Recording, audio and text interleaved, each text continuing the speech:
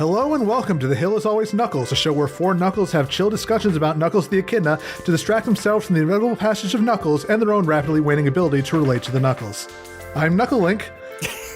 I'm Game Knuckles. KnuckleBuddy sounds like something else. Oh my god! No, I don't want to think about who your KnuckleBuddy might be. Yes, I'm Knucklearrow, I guess. I'm RockTheKnuckles. RockTheJake was right there. No! I like RockTheKnuckles.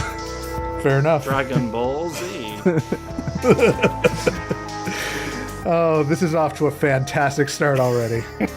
Just like the topic we're talking about this episode. Oh boy! We're all a little punch drunk, you might say. A little bit. We are, in case it is not obvious, we are, of course, going to be spending this episode giving our thoughts on Paramount Plus's latest smash hit, and Knuckles.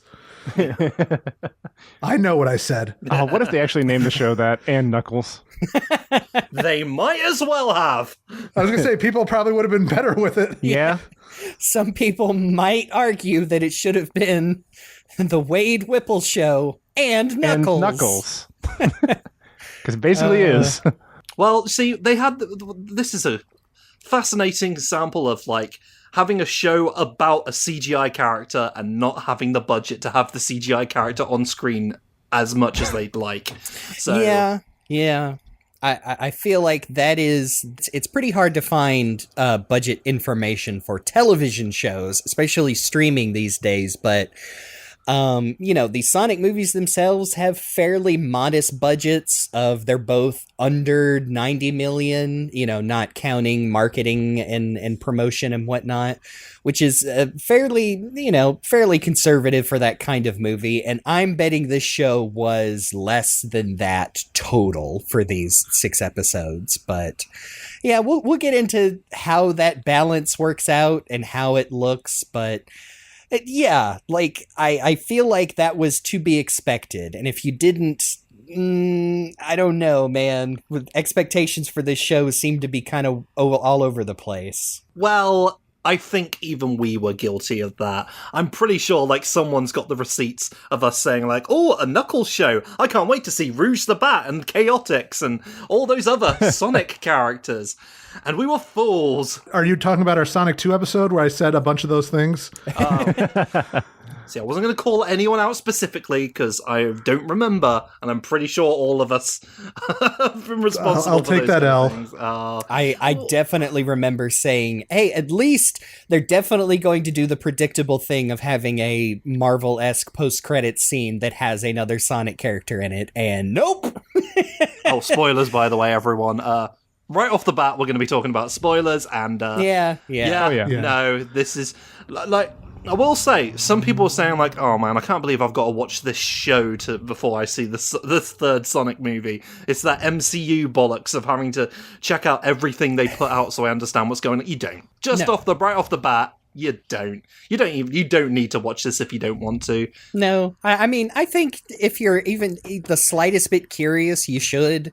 Because I mean, you'll know after one episode whether you can hang with this, because it's pretty consistently the same kind of tone, the same kind of balance, and you really don't. Like, this is not actually fleshing out the Sonic movie universe all that much, except for some mild establishing of what Gun is in this universe. And I'm sure that we are going to go through, each episode and give our individual thoughts on, the flow and everything. But before that, I do have to do a live special report, because I went to the Sonic Symphony for my birthday. Yeah. It was an experience.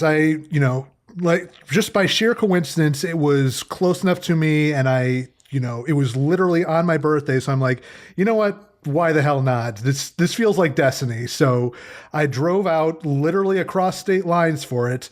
I got in touch with another friend of mine, Hey Mr. Rabbit, who is not a Sonic fan, but he's like, yeah, sure, let's do it. And I think I might have converted him, because it was an incredible show. Nice. Like, holy crap. Like first half was all, full orchestral arrangements of, instrumental tracks from, Sonic 1, Sonic 2, Mania 3, Adventure 1 and 2, all of the typical stuff.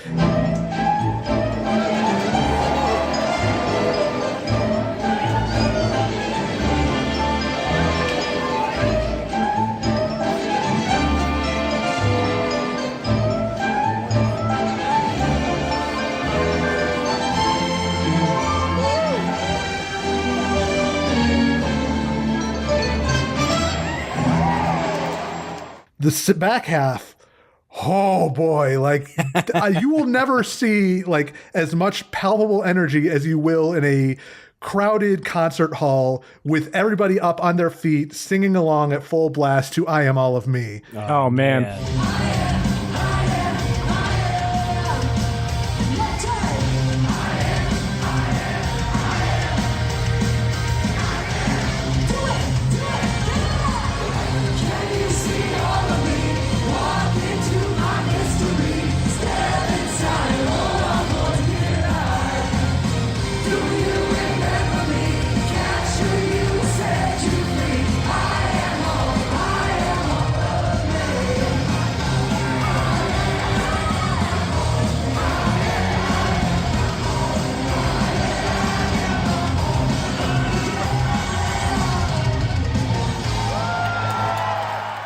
Spectacular. And they did play like a couple of Knuckles specific songs because the show was coming out. So they did, a Ghost Pumpkin Soup and Yes. from ME, which was very, very cool. All songs which we can guarantee to hear in this Knuckles show. Oh, No, not so much. Nope.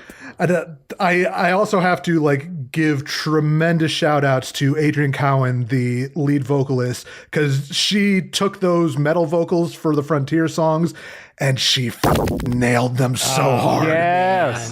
Oh, It was awesome. incredible.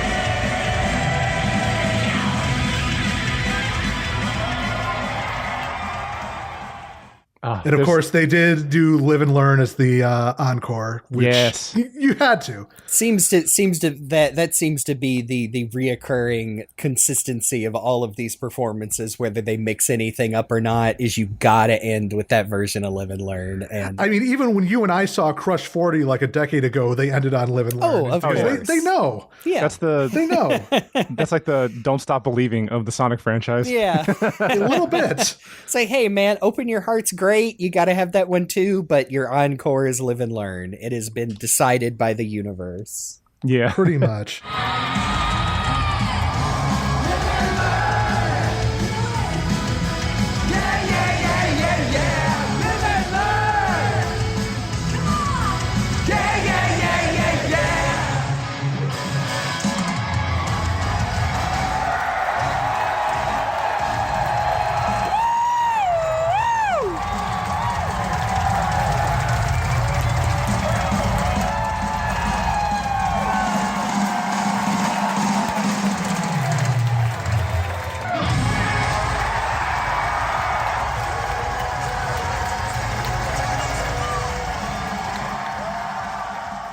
But yeah, it was a fantastic show, and if any of you out there, it's coming to relatively close to you and it's still available and everything, go see it because it is an experience.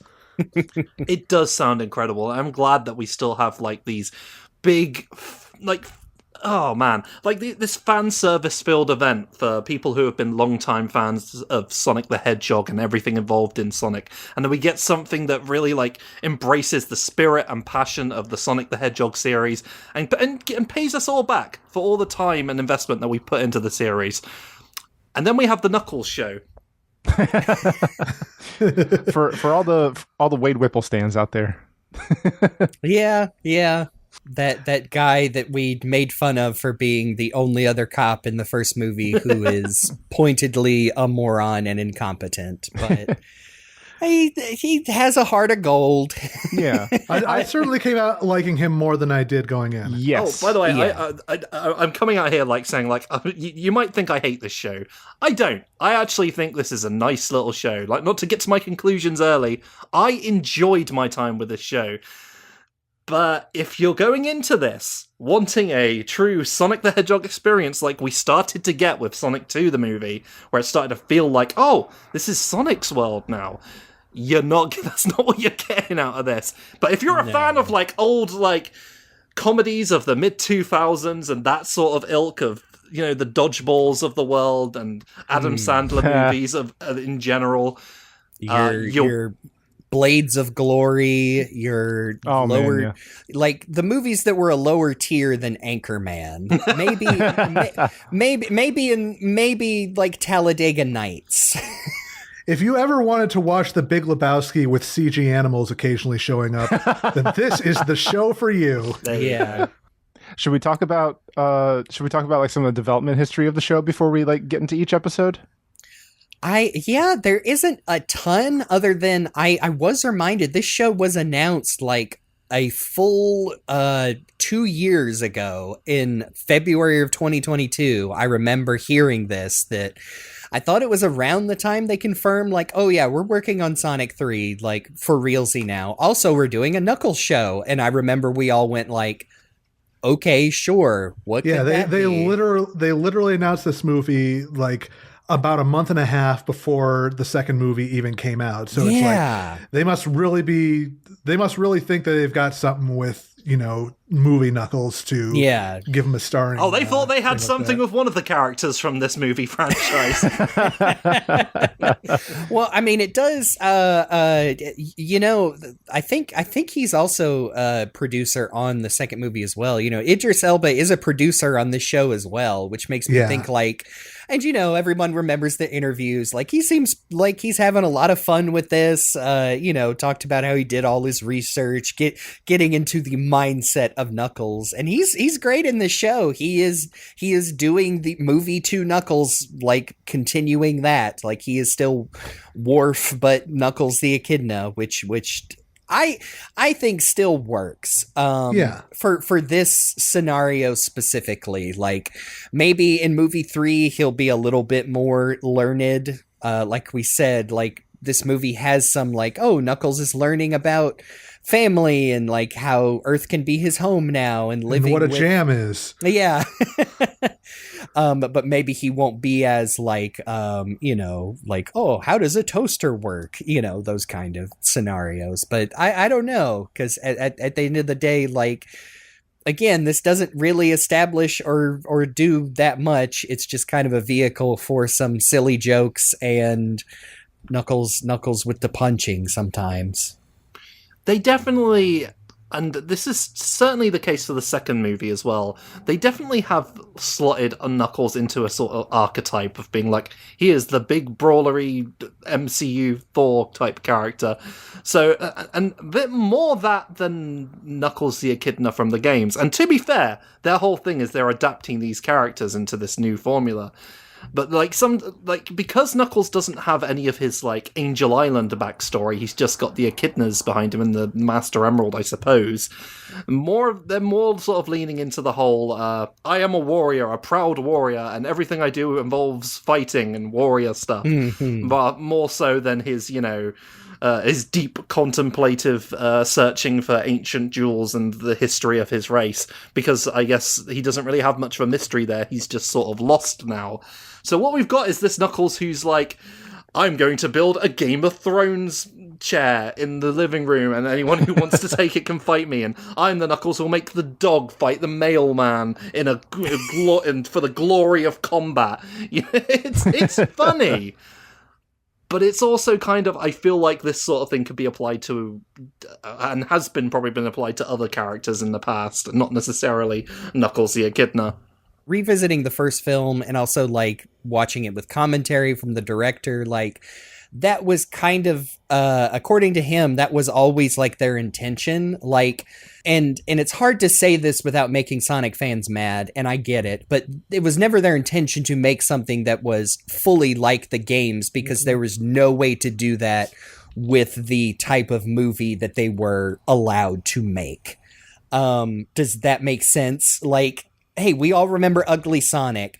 That is the movie that Paramount said that they were allowed to make. And Ugly Sonic got fixed, but they were always like, okay, we have to take the archetype of Sonic and make it fit into this. So when people say like, oh yeah, there's movie Sonic, that's why, he has a very different personality from what we're used to now. He's younger. He is more akin to express his emotions. He's very lonely. And so, yeah, when it came to do Knuckles, like, I feel like they did the same things. Like, okay, well, how do we take the broad archetype of Knuckles, take a little bit of his established game past as being like, oh, from this ancient race of echidnas. And like I said, they did Worf, playing the baseball game, etc., etc. And it's all good. Like, I like what they've done here, and because, I will say, Lance, sorry to always be like, but the Sonic fandom online, because I really shouldn't be seeking out those sort of things, but there has been sort of a bit of pushback against movie Sonic from Sonic fans who are just like, this isn't Sonic, and we just had an episode recently being like, well, Sonic is lots of different things, really. If you've been around for as long as we have, you'd know Sonic can be all sorts of stuff. And in fact, we've had plenty of official Sonic media where Sonic is as far removed from the Sonic we know as possible. So this is, in a way, this is nothing new to us. And so, like, even when we had ugly Sonic showing up on our screens in the trailer, we were like, yeah, fine, this isn't going to kill Sonic. He's been through worse. Yeah. Yeah, I think that to go off on a small tangent, like, that is weird that I'm sorry, everyone knows who's listened to the show, when we're talking about Sonic fans, we're mostly talking about like very opinionated people on social media. I know we are generalizing, but I have noticed, like, it seems we are now going through I shouldn't say refractory period. We are going through I guess we crested the hill of like, hey, Sonic Frontiers came out and it was pretty good. It got, decent reviews, but now we're it seems like we're coming back on an upswing. And now every time something Sonic comes out that isn't a complete, 10 out of 10, Sonic is the greatest thing humanity has ever created. Like, I understand it to an extent, but it seems like Sonic fans are now like turning on anything good, like, well, that's just how it always is. Sega can't do anything right, and it's like, no, hold on, like, just less than a year ago, we were doing pretty okay, and like, yeah, Sonic Prime ended up being pretty mid and forgettable, and oh no, your Knuckles show that was never going to be like a deep dive into video game lore adapted for screen, you didn't like, but that's okay, like, just chill out a little bit. And I get it, because I hate to say it, but Mario tends to not have these problems, and that's something that's stuck in the craw of a lot of Sonic fans, is because I feel like at least some of us have that inbuilt... Unless you're a Paper Mario fan. Oh, yeah. Well, okay. Well, we'll see. I speak mainly of the main franchise, but, You know what? I think that it is mostly just social media has proven to be like an app is turned into a cesspool even faster than before, to the point where I have seen legitimate discourse over people saying, Odyssey and Wonder aren't actually very good. And it's like, yeah. This is proof that social media poisons people and everybody just needs to go out and touch grass. Yep. No, we need to bring back Sunshine. That's where actually I do kind of like Sunshine. I've seen people say Sunshine is a better game than Odyssey and Wonder. I know, I'd never say that, but I am a Sunshine is fine type I am of a person. fan. I am too, and people need to just stop. Luke's going off. I do think it is just a case of being like, you know what? I'm bored. I'm going to upset some people with a stupid opinion. Yeah. I mean that, or like, I mean, to say it in a nicer way, I think some of it might be like, hey, you are a little too online. Now you've experienced all the new Sonic things, and now you have nothing to do but either wait for a new thing or find things to pick apart about the thing you liked, like when you played it. Anyway, Sonic's been through much worse. Like It is very we've been true. around for long enough to know it can always get worse. Yeah. It can always get really, really bad. Oh no, Sleet, you turned me into a 7 out of 10 show that people are going to get really angry about for some reason. Oh no, it's not the most popular thing in the world. It's not perfect. It's a disaster. Ooh, I really hate that. Do we want to talk a little bit about like some of the people involved, or just jump straight into the episode summaries and kind of get to them as they come up? I just wanted to go over the, the first episode. This was developed by Jeff Fowler, who is the guy who, basically heads up the movies. I think. Yeah, the directors of the first 3. Yeah, directors of the first 3. This show was created by John Whittington, who co-wrote the second movie, and also I think is probably most well known for the Lego Batman movie. I think he also wrote on basically those Lego movies that weren't weren't the numbered ones. Yes. He's done lots of other kids stuff. He did that Green Eggs and Ham show on, what was that, Amazon, that I've actually heard is pretty good. Oh, Netflix. Oh yeah, that one's really Yeah. fun. Yeah, was it Netflix? Okay. Yeah. But yeah, he was the showrunner on this, and he I think Toby Asher was like his unofficial writing partner, who I think actually was the showrunner, and John Whittington directed an episode or 2, wrote on it, and then there were other people that directed other episodes that we'll point out when we get to it. But yeah, that's basically it. Like, yeah, the guy that wrote on the second movie did this show, and it feels fairly cohesive as far as like the style compared to the movies, if that makes sense. I'm speaking, it's like using a term like game feel. Like, it sounds stupid, but if you know what I'm talking about, you get it. Like, it feels like it's coherent. He specifically wrote on 1, 2, and 6, which I would argue are the ones that like feel most in tune with like, the world that they have been setting up in, those first 2 movies. It mostly feels as a piece with the movies, but sometimes it's a little sillier even than that. But it's its own thing in its own way, so that's fine. Yeah. I do want to take a moment to mention some like viewership stats that I read from The Hollywood Reporter. It said that the 6-episode series, during its initial weekend premiere, amassed 4 million hours of viewing worldwide over its first 3 days of release. And it says that it's like a record for their streaming platform. So, the most watched Paramount Plus original series and the most watched kids and family title ever. Oh, wow. Which, according to Paramount Plus, not to get too into like the politics of that, but if you remember the writer and actor strikes, where they pointed out like, hey, can we see how you came up with those numbers, big streaming services? And the answer is always no. Yeah. And Paramount Plus has not been around for super long, let's be fair. Yeah, Right. Yeah. But, yeah, seemed to do quite well for them. Yeah. There's another interesting part of this article, and I think I'll just read it verbatim to get the whole story across.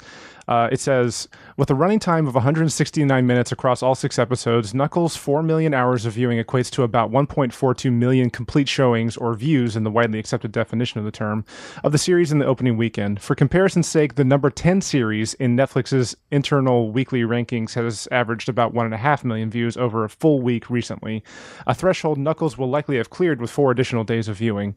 In the grand scheme, I mean, like we said, Paramount Plus is still fairly new to the streaming game, whereas Netflix has been around for a while. They're kind of like the pioneers of it. It's interesting to see Knuckles in this instance kind of coming after Netflix's lunch in a small way, but that it's encouraging to see those numbers. Yeah, like either way, it does seem to have been a big success for Paramount. And I think that, it does mean that we are probably safe to be getting more Sonic stuff as a result of this. Or at least Paramount Sonic stuff. Yeah. This very specific brand of Sonic stuff. And if having a, mid-tier miniseries every once in a while means that we continue to get movies that are on the quality of Sonic 1 and 2 and what 3 seems to be shaping up to be, then yeah, that works for me.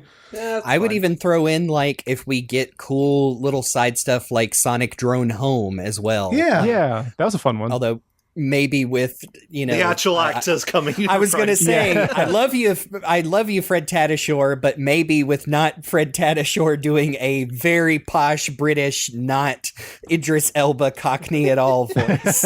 Yeah. But yes, if it leads to, like, Sonic Drone Home is actually like when people like watch that instead of this show, because it sounds like that's what you want. Like, that was a perfectly nice little short thing that maybe might be expanded upon in the future. Yeah. All right, should we get into the episodes proper?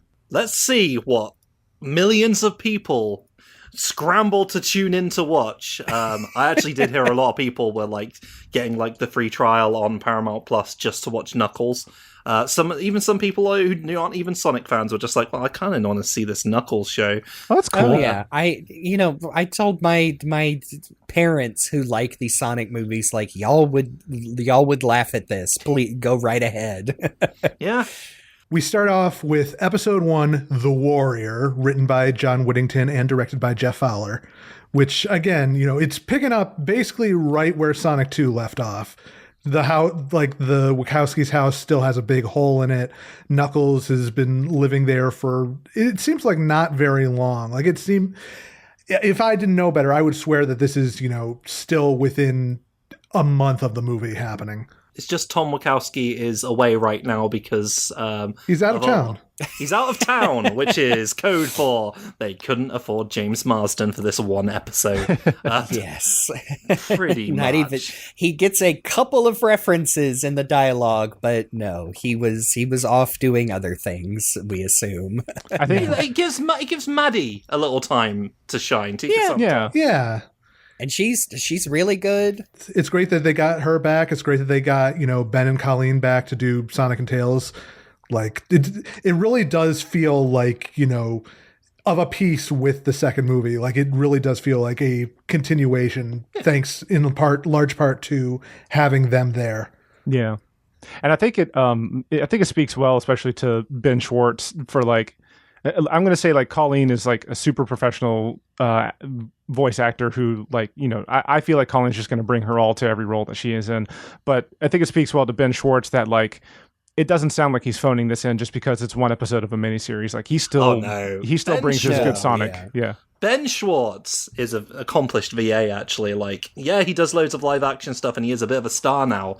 But every time I hear him on, like, a TV cartoon, I'm just like, yep, that is Ben Schwartz giving his A-game, playing a blue cartoon character from the 90s. Yep. Speaking of that, like, I've mentioned before, like, a few times, like, I'm still listening to the Parks and Recollection podcast, and I listened to an episode recently where Ben Schwartz guested on it to talk about, I think it was his first appearance on the show, and apparently, John like, Ralphio. The worst. But apparently, like, during the recording of that podcast episode, they were asking, like, is that the hosts were asking, like, is that the closet where you recorded Sonic? And he was joking, like, no, this, like, I think he has like a pretty, from what it sounded like, he has a pretty good like recording setup in his own home for like when he does voice acting roles for like TV shows and other things. But they pull him into the studio for Sonic, so that's pretty cool. Yeah, I know he had recorded a good chunk of like season 3 of DuckTales from that studio mid-COVID. That's awesome. I do like this beginning part. You get Knuckles has created this it's like a Ninja Warrior type course, combined with some Sonic 3 looking elements, where he ends up on the top of a mountain, his final victory with a big boulder. You get the title drop. You get a short recap of the second Sonic movie and his part in it, and how he's all friends, and he's been living at the Wachowski's house with Sonic and Tails since. And it's good, but the very first thing I saw when I thought when I saw that recap was, did they have to pay Jim Carrey residuals for that little bit of footage? Yeah, probably. Yeah, probably. Yeah. Oh man.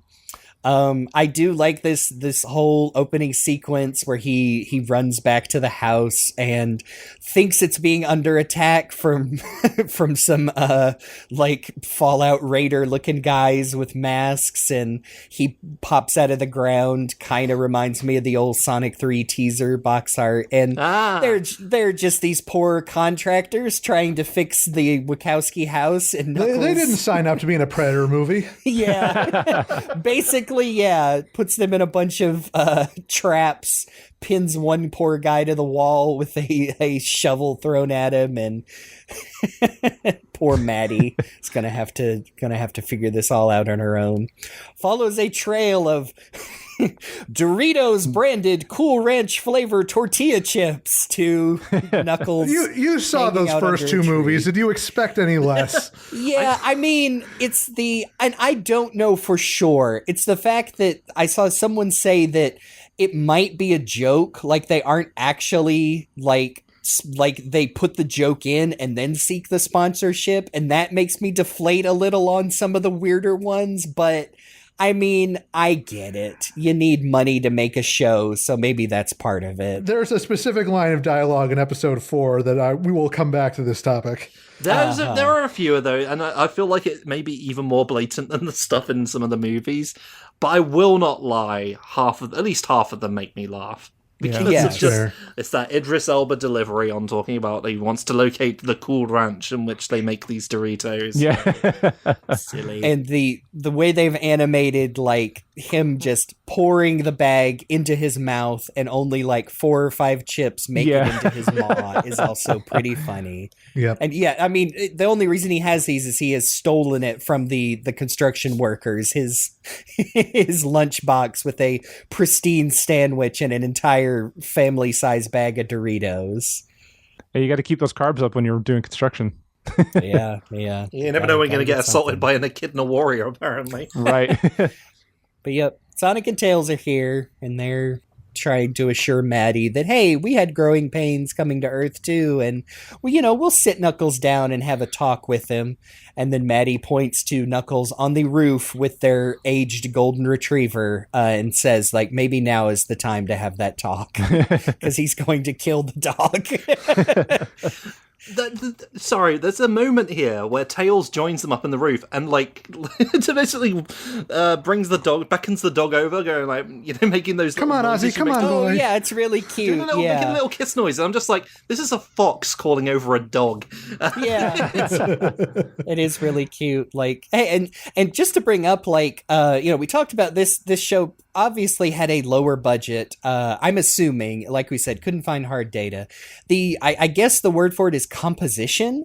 Like, the fact that everything looks like it should be there for the most part, even if the CGI seems lower quality, it looks like it should be there, if that makes sense. Like, it is a real dog, I'm assuming on a green screen, maybe a fake piece of roof, and then like these three computer characters are talking to it, and then I'm assuming a trainer called it off, but they animated tails just perfectly leading the dog away to safety, and that stuff looks really good. I'm sure I got to give credit to Fowler there, because like after 2 movies, he knows exactly how to get these CG characters to move in the way he wants and get that look that he's going for. Yeah, so all props to him.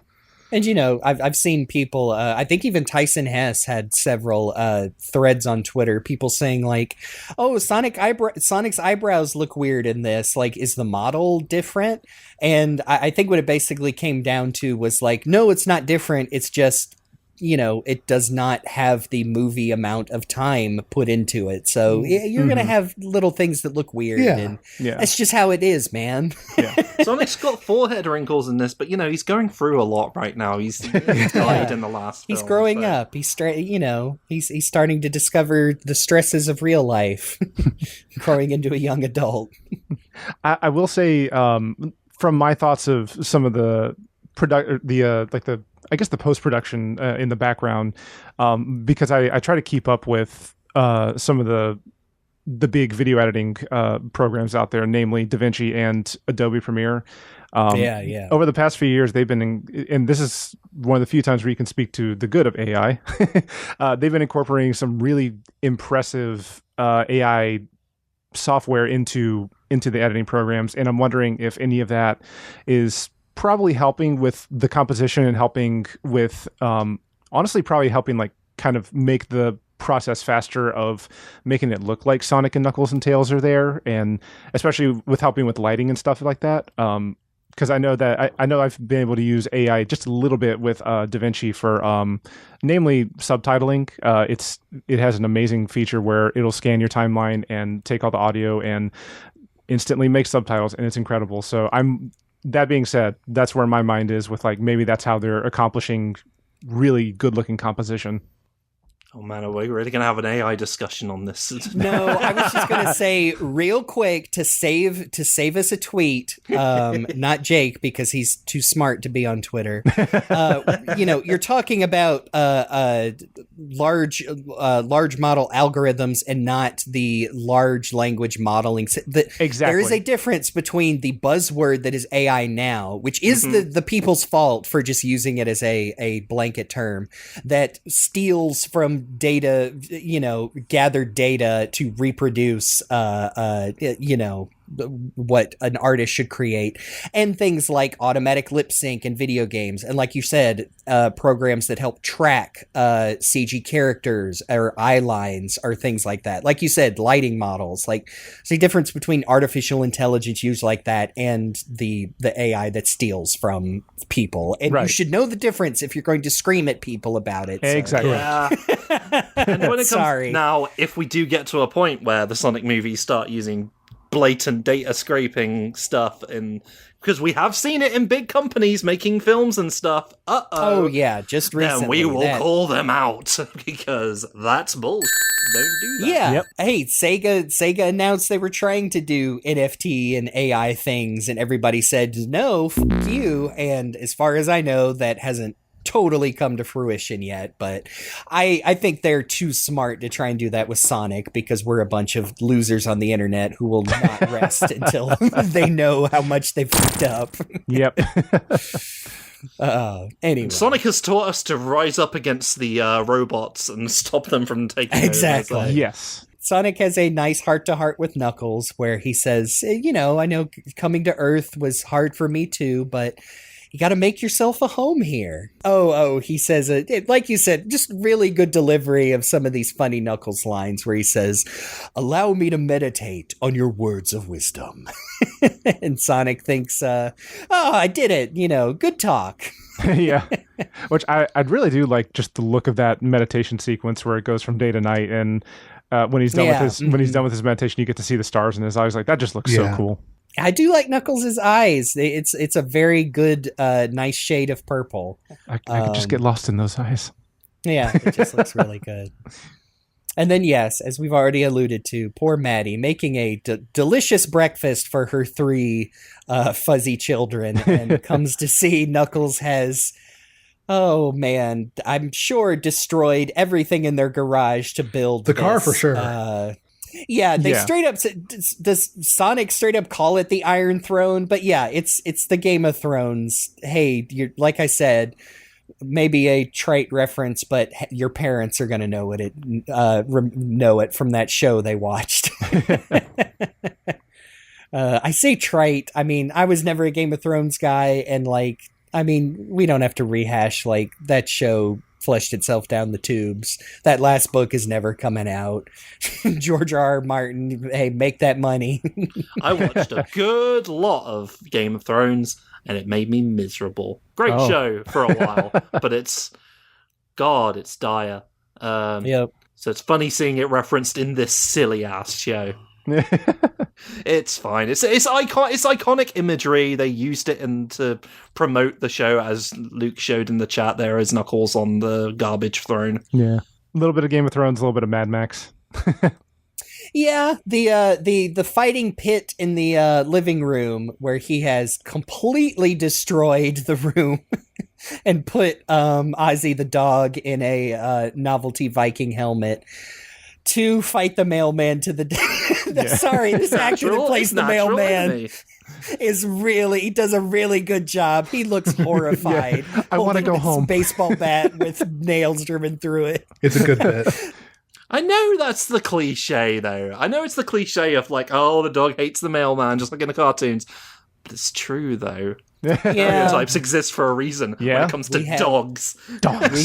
We have a new puppy and an older dog, and it's a combination of the older dog is a tiny bit senile and the puppy barks at everything. They go absolutely nuts whenever they see somebody even come near the house. So. Same with our family house and the dog that lives there. Yep. Just doesn't like people immediately, so anyone who comes to just do a basic service to the house is in trouble. Get off my lawn! So Knuckles is punished by being grounded, which he does not know what that means. It's explained to him, and then what does he say? He says, I "In the accept name this of grounding." Great Chief Pachacamac." Chief Pachacamac. See, now I'm doing the bad joke they do in the Yeah. fourth episode. Pachacamac. He says Maddie's going to rue the day, and then she just cuts him off. Like, it's a funny mom moment. Yep. Very much like, excuse me? What did you just say to me, young man? Yep. It's pretty cute. We were talking about Knuckles' character a little bit earlier, and first of all, I hope that, like, beyond the series and into the movies and stuff, I hope that he gets to be fleshed out more, and maybe he does get an Angel Island somehow later on, but that's beside the point. For a long time in the games, Knuckles has been characterized as the big, strong, dumb guy, but in the movies, it's the fish out of water thing, but not like to the annoying extreme. It's just that he's a big, strong guy. He just doesn't know what's going on. He's set in his ways, and his neuroplasticity is not as elastic. Yeah. Yeah. Which is, like, that's the part which is Knuckles, in a way, is he's not dumb, he just doesn't know, because he's isolated, which is how it should be. Exactly. Mhm. Yeah. Yeah, we've talked about how that is now. It seems like they are doing a better job of balancing that in the game, the game's writing in general. Yeah. Of pointing out that Knuckles is not stupid; he is isolated. And yeah, the Master Emerald gets several name drops in this show, but just in name only. I think Knuckles says, "And I will protect the Master Emerald." And, the unsaid part is wherever it is, tucked into his glove, maybe. It's I don't know. it's still sitting in that cooler from the end of the last movie. Yeah, it's up in the attic room, and it's where it's perfectly safe, I suppose. Sonic's there. But yeah, this leads to our introduction of what Wade is doing, because as poor Tails points out, Knuckles built the majority of the throne with pieces of Maddie's car. She can't get to work. Tom's out of town. She tries to call Wade and gets a mailbox saying he is training for the most important bowling tournament of his life. Yep. Can't help you right now. And so we cut to the local bowling alley where He's giving himself a pep talk before he tries to bowl a strike. And, Yep. and I particularly like the line in his pep talk where he says, "You are pretty yet approachable." Yeah. He's doing self-affirmations. Yeah. Yes. Before he gets struck down by a little girl. To make up for the fact that this little Susie Barnes, this little 8-year-old Girl Scout, has been like tearing him down this entire time. and at this point of the show, it's like, oh yeah, I forgot. They do lots of really American things here. There are a bowling alley. There's a Girl Scout there. You know, it's just and he's a cop. Oh yeah, so, you know, I didn't even think about that. It's all like Americana film stuff. That's like, if you're in here for the Sonic stuff, well, this is what you're getting. It's America. Sorry, that's not just me speaking as a British person. It's just funny when you see like this very distinctly like, oh, I've seen this in a lot of films before. Yeah, I guess I never thought that, even though Carrie Elways' role is very funny at the end, like bowling is a very American thing. Is there even anything close to that, like across the pond? Listen, I guess we have bowling here. We like bowling here, but I feel like it's something we like. Like people will go bowling for fun. It's fine. We've got loads of bowling establishments.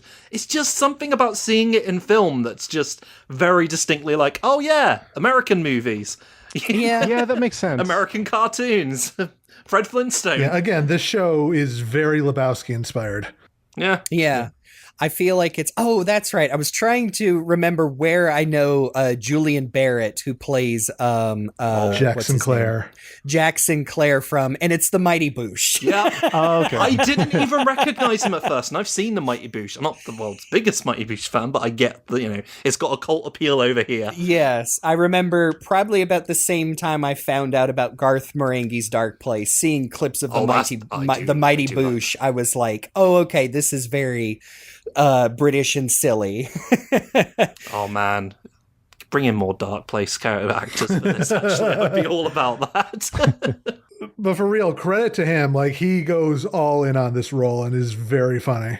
Yes, he is quite funny. I like him a lot. He is definitely one of the most cartoony characters in the show. But hey, he does go all in, and I do like it a lot. I also want to give props to Adam Bally in this scene as Wade. Just the fact that like Jack Sinclair is like literally smushing his face, and he's just going with it. It's a very funny visual. Yeah. So Jack basically is like, Wade, you can't keep getting trounced by an 8-year-old girl. You're off the team. You don't get to participate in the big tournament in Reno. And of course, Wade's like, we don't know why he's so dead set on this yet, but he is clearly feeling like a loser, not super happy to have things going this way. Knuckles is in a similar situation, and his first thought is like, this is not working for me. I need a sign. Oh, great Echidna ancestors, show me what I need. And how do I even begin to describe? I don't know if I could possibly have expected how they were going to do this. We knew it was happening in a way from the trailer, but oh boy. First of all, okay, you need to establish that when you're an older actor, then you're still a member of the SAG union. If you don't participate in enough qualifying credits, you will lose your health care. So Christopher Lloyd, Yeah.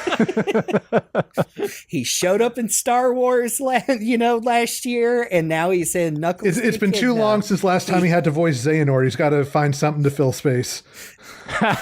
he can buy his prescriptions. Oh. I know, but I'm not convinced that isn't part of it. I do want to look. That sounds a little mean. He sounds fine in this. He does sound his age.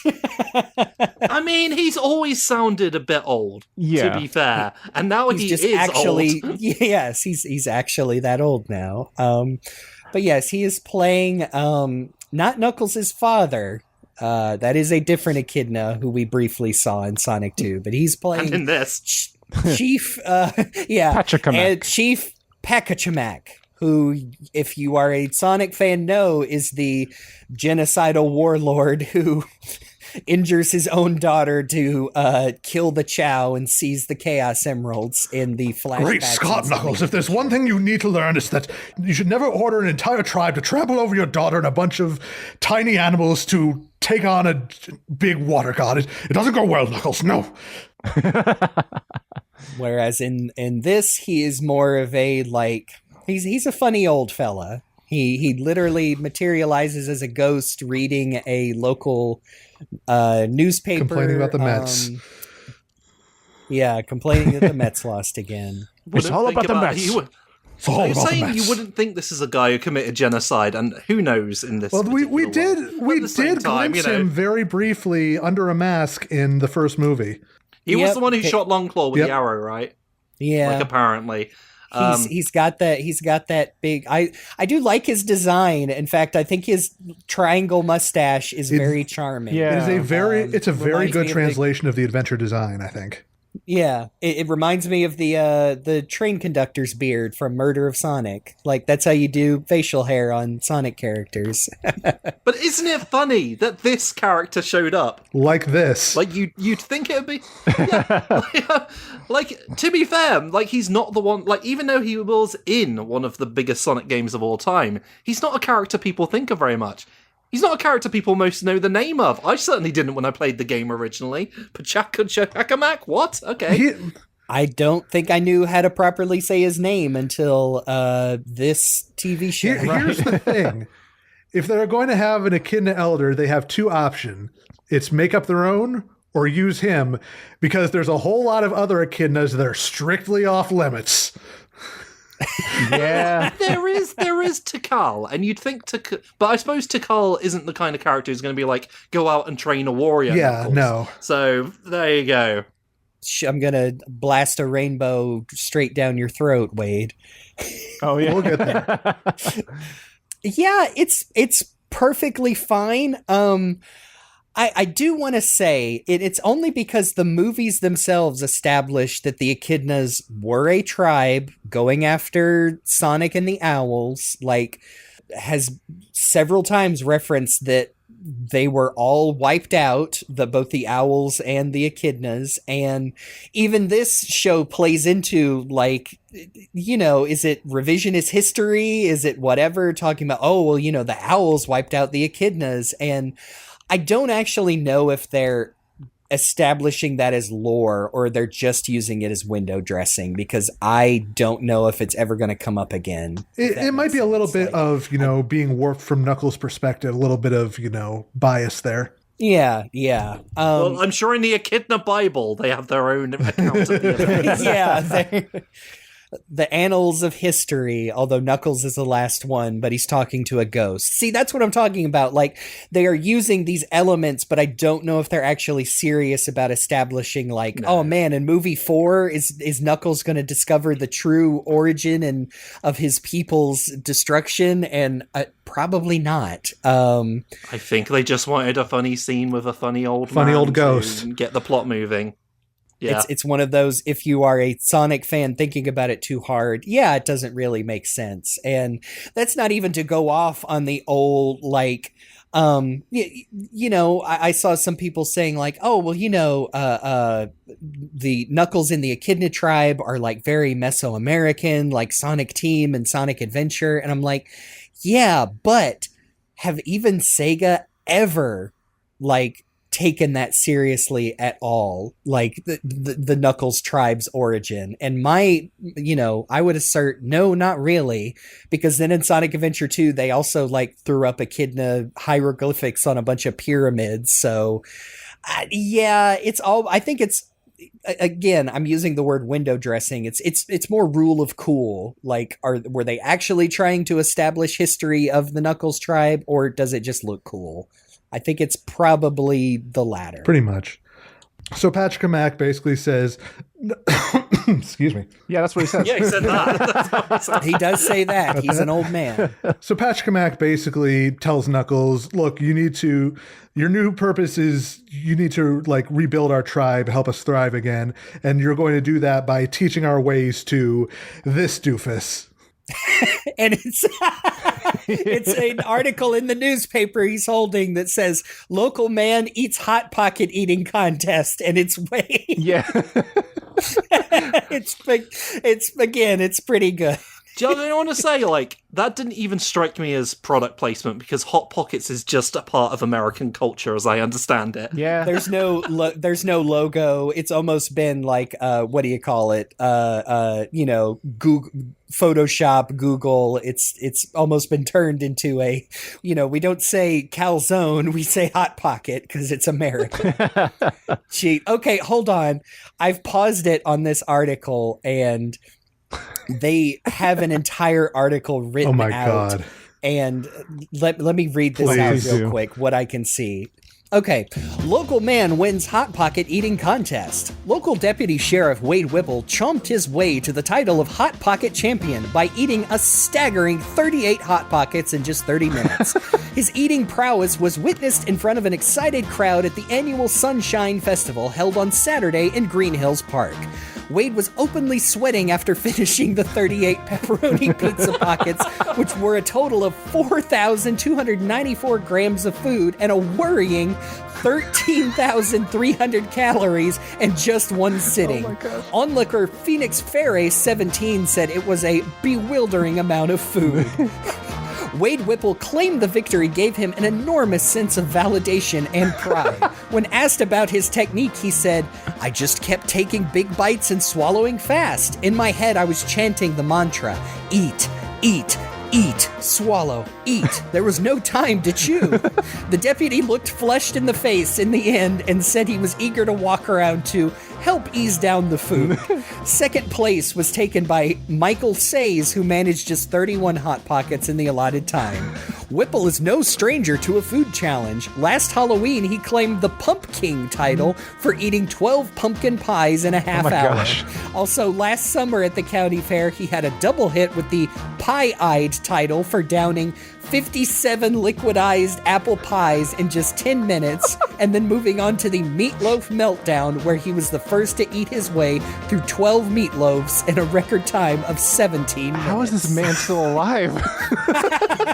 And then it cuts off, but the last sentence you can read says, the deputy said he had always been a hungry child. So, I mean, props to some pretty funny copy that you cannot read unless you pause Oh, it. man. But if you do, you start to realize, wait a minute. Wait a Whipple's minute. a pretty phenomenal man. Oh. Yeah. Sorry, women, but this is the peak physical man physique. You may not like it, but it's This is true. what peak performance looks like. That's Knuckles immediately. I know this man. He's no great. And to be fair, we've not been given any, like, other than that, we've been given no indication to suspect as much either. Right. Because Wade Whipple is not a character who's appeared much in the movies. He's been in scenes, and all the times he's a silly little guy. Yeah, he had a pretty, some pretty funny He parts. did in the try to first shoot movie. Dr. Robotnik in the head once. Yes, Yeah, he did. yes, we have said, which is a funny side tangent. I have a weird double standard where, like, I don't mind the realistic guns in the Sonic games, haha, Mario Robotnik, R.I.P. But revisiting that first movie, and yes, Wade Whipple nearly shooting Jim Carrey's Robotnik in the head with his issued side pistol Glock. Was a little, I don't know, man, just a little weird. So the fact that this miniseries and the second movie don't contain any realistic real life guns, I'm like, that's fine. This is a family show. Let's stick to lasers and tasers and samurai ninja swords and etc. etc. And Maria could just have a stroke. No, that's bad. Oh, Oh, no. no. She can die of nids in Shadow's arms. Oh. She can just run away somewhere and never be seen again because man. that Maria surrogate in Sonic X Yeah, in the dub Molly. specifically. That was it. And then we don't establish that Shadow is at her grave, so you're left to assume that he's dead in the dub. Anyway, Pekachamak says that he must train Wade so they can face their ultimate challenge in Reno, Nevada. Or as it's called later in the show, Las Vegas for losers. Yeah. That's another pretty good one. Yeah, no, Wade is immediately visited by Knuckles, who's like, yeah, you're getting trained now. You do not have a choice in this. We're going to Reno. Pack your bags. And they begin their fun road trip, unaware that they are being watched by...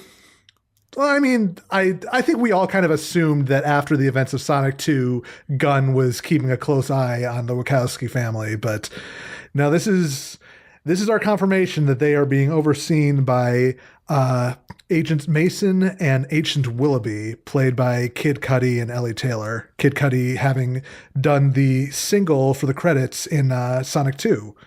Oh, yeah, that's right. I don't mind these two. I think they are, I'm going to be saying this a lot for this show.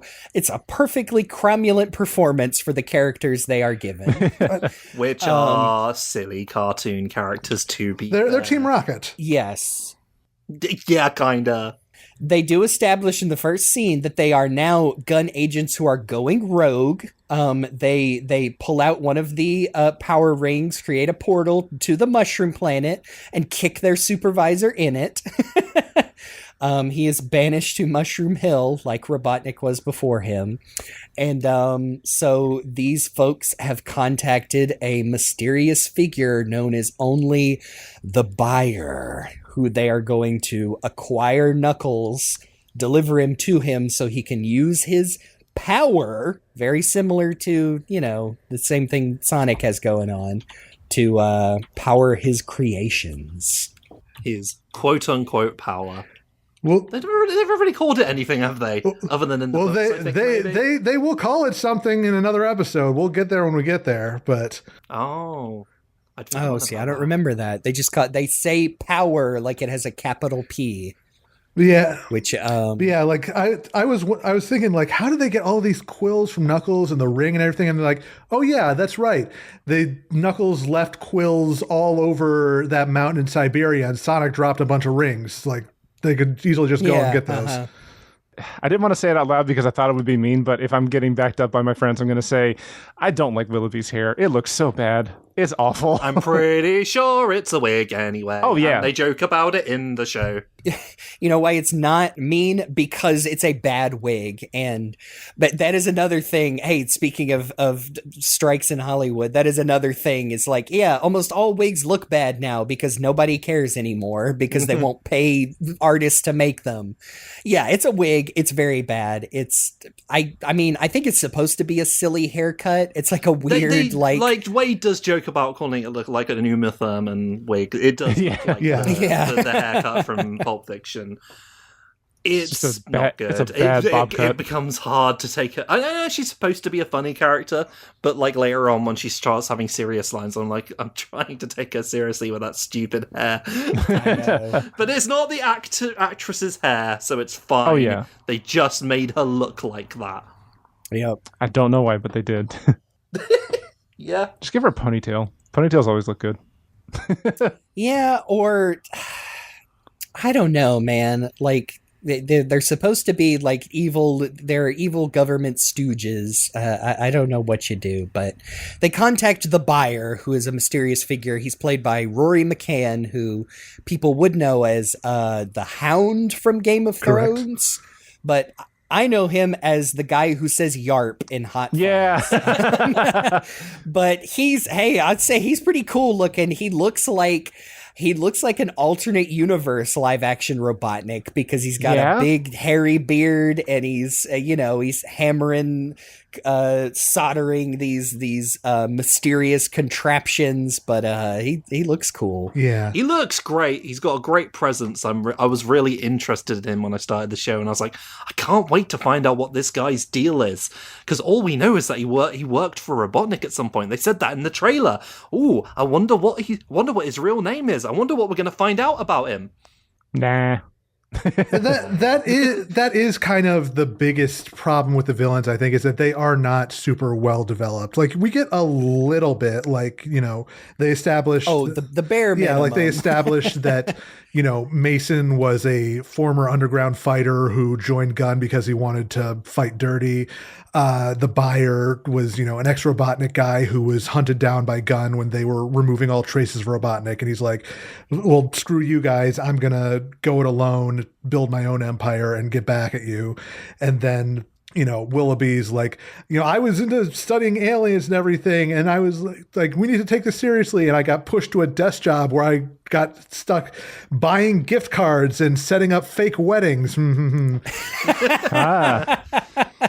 I mean, it is funny that they established that Gunn, as it exists now in the movies, is because they Operation Paperclipped Robotnik's old department in the the Defense Department. Yeah. They erased all connections to Robotnik, but kept on, the people who they could play nice with, and this trio of pseudo villains resented that.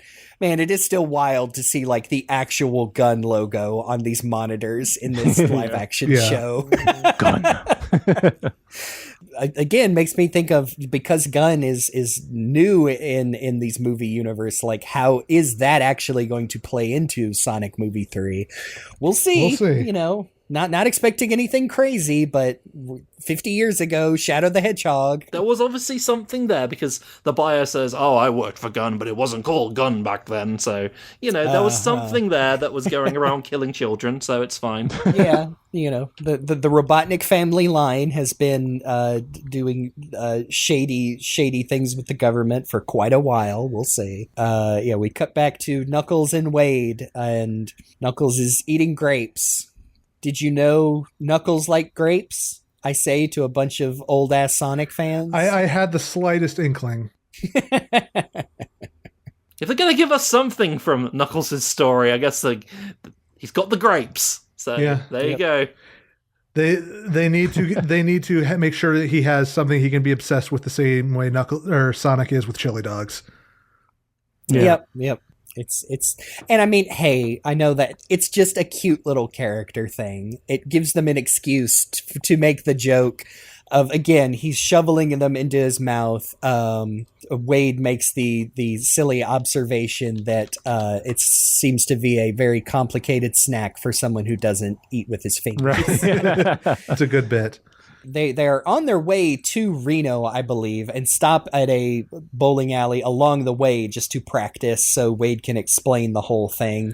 And he talks about his dad, that he's actually doing this because he wants to reunite with his dad, who is a bowling champion, and his father abandoned him at a TJ Maxx when he was a young child. Not even a good department store. No, TJ Maxx is, if you don't know, seems like a very American brand. It is a it's like Ross Dress for Less. It is a discount. They carry name brand stuff, but it's all marked down, couple seasons old. It's where I shop occasionally. We technically don't have TJ Maxx here, by the way, but we do have TK Maxx. And the reason, and it is pretty much the same, but they changed the name over here because there was already another department store called TJ Hughes, and they didn't want to get it all mixed up in the marketplace, So we understand. And then they changed their logo to a blue swirl. But to wrap up this first episode, because the rest of it's visual, our bad gun agents show up through a ring portal, fight Knuckles. You get I thought it was pretty funny as far as undercutting your own jokes, but you get a Kid Cudi has these Knuckles quill powered gauntlets and does the "Do I look like I need your power" line back at him. And then they do "Yes, we do need his power. That's the whole reason we're here." He's like, "I know, I was trying to do a cool line." I know, I watched the trailer like everyone else, and I wanted to do that bit that everyone went crazy about. But they do end up getting the best of Knuckles and dropping him through a ring into a containment cube in the back of their car. Yeah, by the way, if you're wondering how they managed to to beat up on Knuckles, it's because the buyer gave them cool fists. They got robot gloves and a laser gun and some laser pistols, and they're all powered by Knuckles' quills. You couldn't even say that they had a couple of big arms. But yes, now Wade is deliberating on whether he is going to be able to rescue Knuckles as they cut to the closing animated sequence, which becomes the intro for the rest of the show, which uses the song, what is it, Warrior? The Warrior by Scandal. Yes, which my mother recognized as she was walking through the room, and she went, "Oh, that song! Oh, I remember that." And that was the exact intended effect that they had. They were going for when they put that in there. It works, I think. Yeah, no, it's fine. It's cute. There are a lot of needle drops. I would say, me personally, they were not as annoying as, say, the ones in Sonic Movie 2 or, say, the ones in the new Super Mario Brothers movie, which are just arbitrary and. But we do get the holding out for a hero. Funny you say that, because we're moving into episode 2. Don't ever say I wasn't there for you. Also written by John Whittington and directed by Jed Wright. And yeah, no, Hollywood. Even as somebody who likes holding out for a hero. Please find other music. Really, yes. Please find other music. Driven it into the ground. I love Take On Me as well, and that one gets used all the time. Not in this one, by the way, but you know. I'm not even I'm not a fan of the Shrek franchise, but nobody should have done it after Shrek. Yes. Should have retired it. I mean, after Jennifer Saunders performed it, oh man. Yeah. At this point, I'm holding out for any other song until the end of the night. Yeah. By the way, this all happens in the Ice Cap Lodge, by the way. Hey, everyone. Do you remember that from the games? Remember the Splash Hill water delivery truck? There you go. There's your cool Easter egg. Now we don't have to worry about putting any other game stuff. The lodge used to be very successful, but they've fallen on hard times. Yeah, I mean, I know we spent quite a lot of time on that first episode, but this one, basically the large events that happen are Wade has a daydream where he thinks of how cool he's going to rescue Knuckles by copying, it's one of the Bad Boys movies. It's probably the first one, the first one. The good one. And that's about it. He doesn't do all that cool stuff. He stumbles through it, but he does manage to rescue Knuckles. And like we said, aside from the needle drop, which is tired and old, it is pretty funny. The daydream. The scene is very silly. Like, almost, like, it is. I suppose it's because it is in his head, but it's the most cartoony bullshit. Yeah. And the moment he attempts to do it, he, smashes the robo fists together, gets hit with a recoil, and immediately destroys everything and alerts them to his presence. It's a funny moment.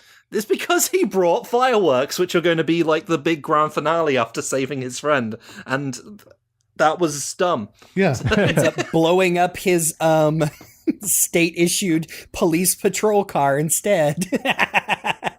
Then they, and they get away, and Knuckles glides with Wade riding on top of him, not unlike in Sonic Advance 3, and they do the E.T. in front of that was thing. Oh man, because of course they did. It's pretty cute, actually. Like I said, does not look terrible. So I watched the first 3 episodes with my wife and 2 friends, and when that scene came up with them going in front of the moon, we all just busted out laughing because we thought it was freaking hilarious. That's such a. Especially giant Wade Whipple on like I know, comparatively 4 foot tall Knuckles. Comparatively small Knuckles just like flying over across the moon. It's just really funny. I think the punchline makes it work though, where he's like, "I didn't know you could fly. No, I can glide for very short distances," and immediately crashes. Crashes into a giant trash bin. So it's great, a dumpster, as he belongs. No, that's mean. By the way, Knuckles doing more of his moves from the game here. He dug a hole earlier, like Knuckles tends to do, and now he's gliding, not walking in the air like OVA Knuckles or anything. But. Oh yeah. I like this is very funny to me. I know I've talked about the first movie, especially how funny it is that Tom is a cop but seems to have no reason to be. Like, it sounds like you just want to be a social worker, dude, and help out your town. They get around Wade having to steal a truck so him and Knuckles can keep going by making it a park ranger truck. And so he's not really stealing it, he's just borrowing it from another cop. Yeah, that makes hot wiring okay. Yeah, even though Knuckles Yeah. hot wires it by punching one of his nubbins into the Which is freaking amazing. I just thought that was funny. It's like, okay, well, we don't want our protagonist who's a cop to steal a car, but it's not stealing if it's from another cop, right? Anyway, it's just silly. Then they go eat at a local food stand with a Lay's with lots of a Lay's bag very Yeah. prominently. Lay's branded potato chips. Like we said, you got to get that money from somewhere. Look, between that and the Doritos, Frito-Lay's getting paid one way or another. Yeah. And then also, I think Sonic or somebody was saying something in the first episode about Facebook Marketplace, and they said it a lot. Oh, we'll get to Facebook Marketplace. Yeah, we are. Hopping Believe right it or on that not, bad boy. it comes back up. They're riding in the truck, and Wade is trying to tell Knuckles why you should enjoy music, because that's a thing people do. And Well, earlier it was Tribe Called Quest, Can I Kick It? But this one is Rocky Like a Hurricane. Yeah. right. And both instances end with Knuckles kicking and punching the radio, respectively, Yeah. because he's too literal. Well, in this case, it's specifically because, like, in the time since, the gun agents have managed to get a bounty put on Wade's head, and they hear over the radio, which, Yes. that's where they realize, okay, this is a problem. We need to lay low. Yep. And, of course, they lay low in Idaho at Wade's childhood home. Yeah, they do. Where we get Yes. to, which moves us nicely into episode 3, The Shabbat Dinner, written by Brian Schachter and directed by Brandon Trost. Yep. Wade's mom, played by, the legendary actress Stockard Channing, like Broadway, like literally hundreds and hundreds of credits to her name. Just like, And of course, me being me, it's a list of credits as long as your arm, iconic roles, Rizzo in Grease. Oh, yeah. The First Lady in West Wing. And I'm like, oh, it's old Barbara Gordon from Batman Beyond. yes.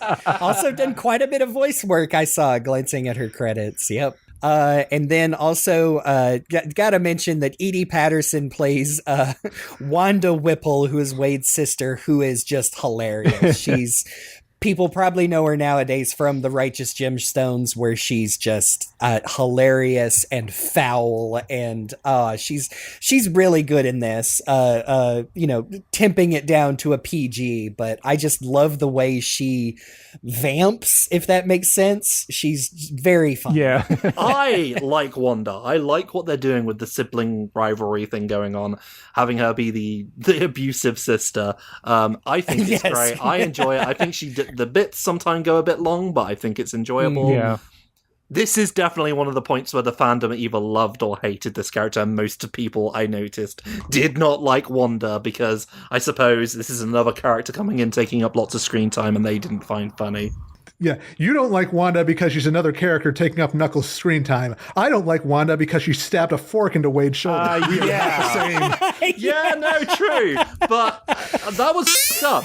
But I'm also like, oh, yeah, those are siblings. shouldn't be okay with that, but yeah. I do like that they take it to, that is an extreme. I like that they take her character to the same extreme that they did Wade, that they're both like pathetic losers in faux positions of authority who think they're hot shit, but are actually like nothing. She is in the FBI. The only thing FBI she does is wear her rain slicker that has FBI printed on it, and goes on so long that you even question, like, okay, is she really in the FBI, or did she just get that printed from somewhere? We were talking before the show, and like there's no real indication in the show that says this, but I think that Wanda's just straight up lying. Yeah.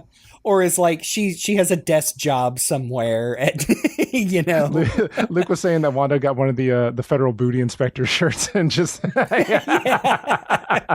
Prove me wrong. But it's I think, like you said, some of the bits go on too long. I do think they have pretty good, like, tete-a-tete chemistry as improv actors, but I think she's pretty funny. I think it pays off, like, in the last episode, very much so, but I think they're pretty funny. I think this whole episode is rather cute. Like, I know this is again, a sticking point for a lot of people didn't like this because it spends a lot of time with basically Knuckles in a Jewish household, and your mileage may vary as to whether that's funny to you or not. I personally thought it was like, oh, it's nice to see this other bit of culture here. Yeah. It's a nice little change of pace. It's nothing like particularly deep, but it's cute, and Knuckles has these fun little scenes of Wade's mother. I think there's a lot of endearing moments to it, mostly because I think that Stockard Channing is just great as Wendy. Oh, yeah. Like, just brings a lot of heart to the role. And just very charming. You can tell that, she's just one of those moms who is like, equally excited to have her kids back, but also exasperated because, oh my God, you people are, it's been decades and you're still at this. Please just let us have a nice family dinner. And I think there's something very cute about her, like maybe a little weird that Knuckles was kind of hitting on her. Unintentionally, I think. He's just like really impressed with her. Your arms are very muscular. Household. It's just laying on maybe a little thick, but I think that they have some really good chemistry, and I find it very cute, watching her take to him and bring him into this world, and end the night watching Pretty Woman together. Shout out to Knuckles for acknowledging that sex work is work. Yes. Very good. This young streetwalker with a heart made of gold, why do the others treat her with such disdain? Is it so wrong to walk the streets? Because they are ignorant and judgmental, Knuckles. Yeah, Stockard Channing is really good, and I feel like a lot of the jokes in this show are, I won't say hack, I will say easy or obvious, but they do a really good job balancing this. Like you said, this whole episode is, yes, about Knuckles the Echidna attending a traditional Shabbat dinner, but they don't make her the overbearing, comedic Jewish mom, and which is can be funny, but might be inappropriate or hackneyed for this episode. It leans into the stereotypes a little bit, but I think that it is overall a very, she's portrayed very sort of charmingly, and I think that it really works. Yeah. There's a sad acceptance to her, when she realizes that, oh, well, guess we're not having a nice dinner tonight. Yeah. Yeah, and it doesn't really get fully fleshed out until later, but you also have to remember, Wade's dad left him, but, her husband also left her with her two kids. Yeah. There's, especially the Shabbat dinner, there's just so many little things in this episode that I really enjoy. I love that Wade has a yarmulke that's got bowling pins and stuff on it, and I love your tiny hats.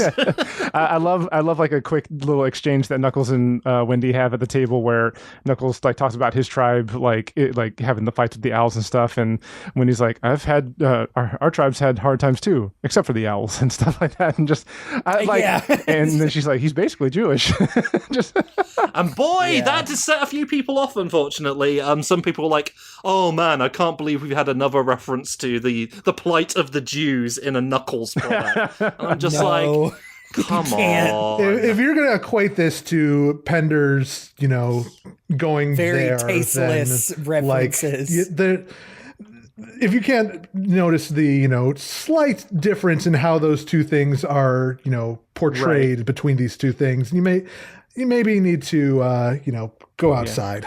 I didn't even know, to be honest, I didn't even notice, I didn't register in my head that they were referring to, oh yeah, the Holocaust, because I just saw it as a lovely little scene where they were finding common ground. Yeah. And then the moment when I was on Twitter saying oh, I'm halfway through Knuckles and I'm really enjoying it so far, and someone was like, oh, so you haven't got to the Holocaust joke yet? And I was like, sorry, the what? Well, okay, to play devil's advocate, and again saying I do not think the writer of this episode was thinking about it that much. She also references the wandering in the desert for 40 years later. All she says is, oh, well, our people have had some hardships too. So, if you're a grown adult who is properly educated, you probably do immediately think of the Holocaust. But she doesn't explicitly say it. Yeah. So I don't. Okay, to sum up my feelings on this episode, it reminds me of the Rugrats Passover special from when I was a child. Yeah. As far as the depth of actually what is going on here, but I do want to. Okay, special shout out to there is a brief cutaway where Wade remembers how many times his sister has tortured him at these dinners, and the last scene is a large black goat in the middle of the table, and this kid is shrieking in terror. So props to that child actor. Yeah. This Black Phillip from The Witch menaces him.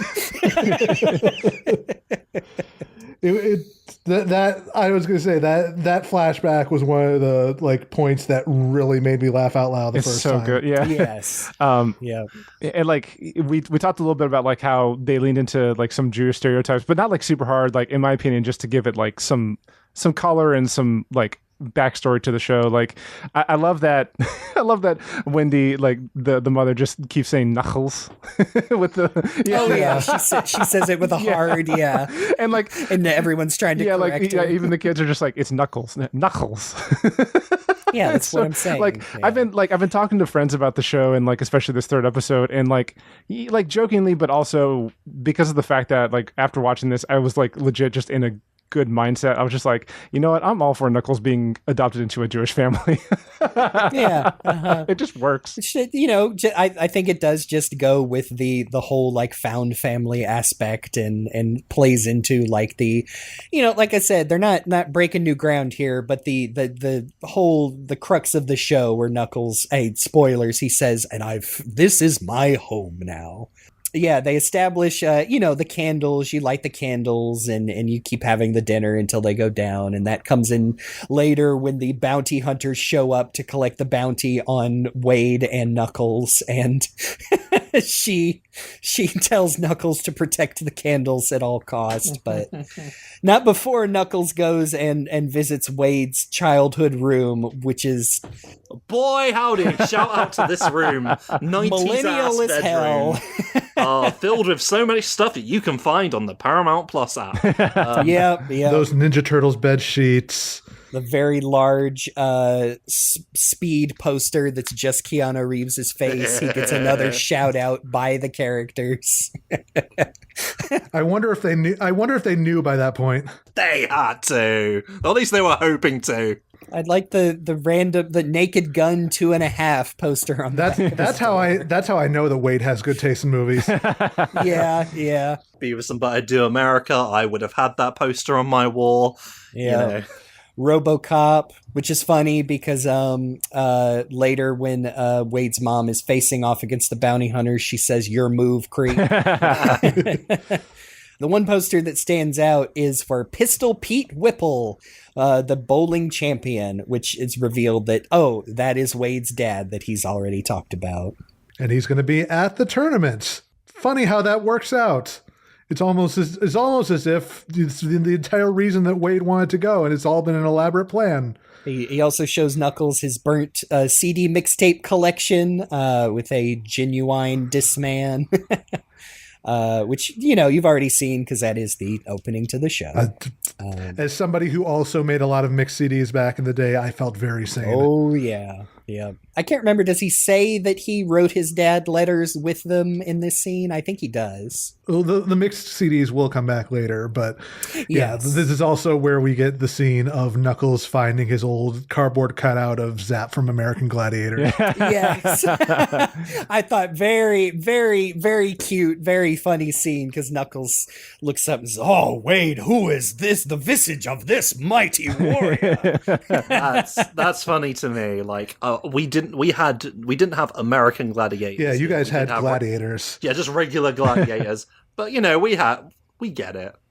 There were a few. I think there was Jet and a few others. I was an American Gladiators kid, not for any reason except that I thought it was cool that people were running on obstacles and getting shot in the face with tennis balls. And it is. Yeah, there was just something, I guess, appealing because, like, the American Gladiators were like, "Oh, and you got to get past them or they'll get you." And I just did something to my kid brain like, "Oh, they're going to get him." I love that it's a PG version of the like, and Wade, here on the cutout, why is it worn off? And he's like, oh, that's that's just where I hugged her too hard, but it's all over. Okay, we're gonna put that away now. Subtle. Yeah, that's where we get our scene of the bounty hunters invading the house and everybody kind of individually fighting him off with Knuckles' help. Knuckles blows another enormous hole through this nice little house. Very expensive. Recurring like a tradition at this point for Knuckles. I know. I hope insurance covers it. Would Knuckles be considered an act of God punching? He'd consider himself one. Yeah. Yeah, I like this dude with the giant piece of chain. He's looks like a free. Oh yeah, she literally says, doesn't she say you look straight out of a '90s arcade game? Yep. He does look like he's straight out of Streets of Rage. Yeah, I appreciate the sight gag of Wanda reading "How Not to Be Caught Off Guard." Yeah, yeah. I think there's a funny moment between Wanda and Knuckles where she does the "I've got my eyes on you" gesture, and Knuckles doesn't get it because he just kind of looks at his mittens. The climax of this whole episode is a long 360-degree tracking shot where Knuckles and Wade's mom like fight the rest of the bounty hunters in an incredibly choreographed scuffle. Yeah, it's really good. It really is just for the joke of like, grandma can fight. Yeah. Oh yeah, and it's all set to, because it is focused on protecting the Shabbat candles. It is set to a performance of Hava Nagila in the background, which again, pretty yeah. funny. But yeah, even though it is obviously like a stunt fighter, the fact that they plastered, Stockard Channing's face on it, again, looks pretty good. Like, it is one of those where it's not real, but it looks fine, combined with Knuckles also fighting these guys. And it's like framed really well too. I like it like rotating around the candles as this fight is going on. Yeah. I think it makes for a fun shot. I like this scene and a scene in the first episode. I appreciate how it seems like the camera team and the director of photography they're not trying to shoot just like really, really basic shots. Like they're trying to give something more to the show. Because like in the first episode, you get when they stop at that bowling alley on the way to Reno, you get a really cool like everything is like in shadows except for a spotlight on Wade, and that's a really just well put together shot. And then of course, as we talked about, the 360 tracking scene and the really good choreographing of the fight, like I appreciate that there's more effort put into the show than just like, oh, it's a funny buddy comedy show where they're trying to get to Reno, but bad people. Yeah, I was actually surprised it's shot in wide format and not 16:9. It's shot in I can't remember the letterbox tube. Yeah, letterbox. Movie widescreen, not TV widescreen, and which also looks really good. There's a couple of just really nice shots. Like, I don't know, like it's a nice shot at the opening of the fourth episode where Wade is pouring off-brand Fruity Pebbles into the bowl on the one side, and then on the very far left of the shot is the burnt. The candelabras for the Shabbat candles from the previous one. I'm like, oh, that's just a nice shot. And the broccoli from that was spilled on the table is still there. Yeah, and I know that the director of episode 3, Brandon Trost, was also the cinematographer on Sonic 2 and Sonic 3. So, coming in with a little bit of that, foreknowledge of what makes for a good shot with these characters. Yeah, it seems like a lot of the directors and writing team are people that are connected to like the crew of the Sonic movie, who we've established are worked together for a long time, and so I just think it worked out for the most part. Yeah. But yeah, episode 4. Talk about a make or break. Before we jump ahead, I just want to say, to close off, episode 3 is good, actually. Sorry, Twitter. Sorry, Twitter. Most of you probably only watch clips of the bit that everyone got mad about. So At this point of the show, I was like, you know what? I'm pretty positive about this silly little show that barely has anything to do with Sonic. I definitely think this is one of the make or break episodes as to whether this show is for you specifically, but like I think it's fine. Yeah. I think it's you made it through 1 and 2. You're not sure. 3 or 4 is where you're going to be like, okay, I don't know if I want to bother with the rest of this because. Oh boy. Well, 4 Episode 4, The Flames of Disaster, written by James Madejski and directed by Jorma Taccone of The Lonely Island. This whole episode, I mean, you can sum it up is Wade gets kidnapped by his former friend and bowling coach. Jack Sinclair back again. Because he is a bounty hunter by day and wants the bounty on Wade's head.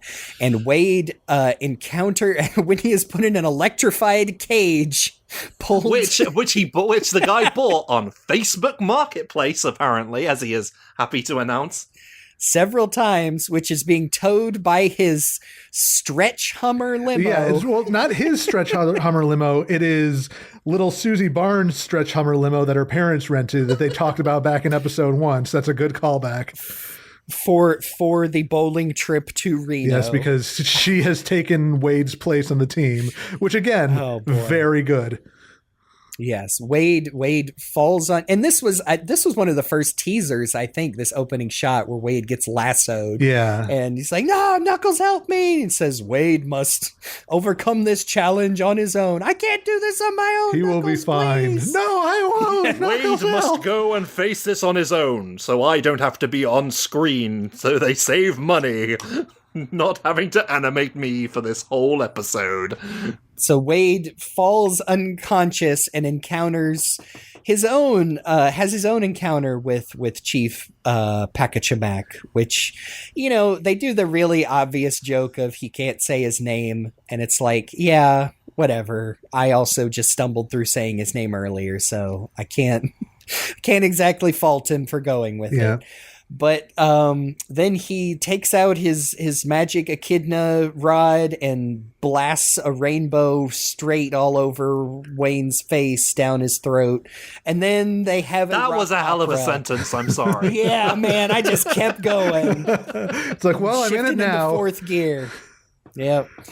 And the rest of the rest of the episode is a very charmingly done, elaborate practical effects, elaborate, very well planned out, I would say, rock opera featuring Wade and I say Wade is playing Knuckles in a very funny costume, and Jack Sinclair dressed as Longclaw. Yes, and Michael Bolton is Wade's singing voice, which, hey, there's your Lonely Island. Yeah, like I looked it up, and Jorma was like, yeah, no, like we ever since the Jack Sparrow video, we just like became friends with Michael Bolton, and every once in a while we'll be like, hey, you want to do this thing? And he's like, yeah, let's do it.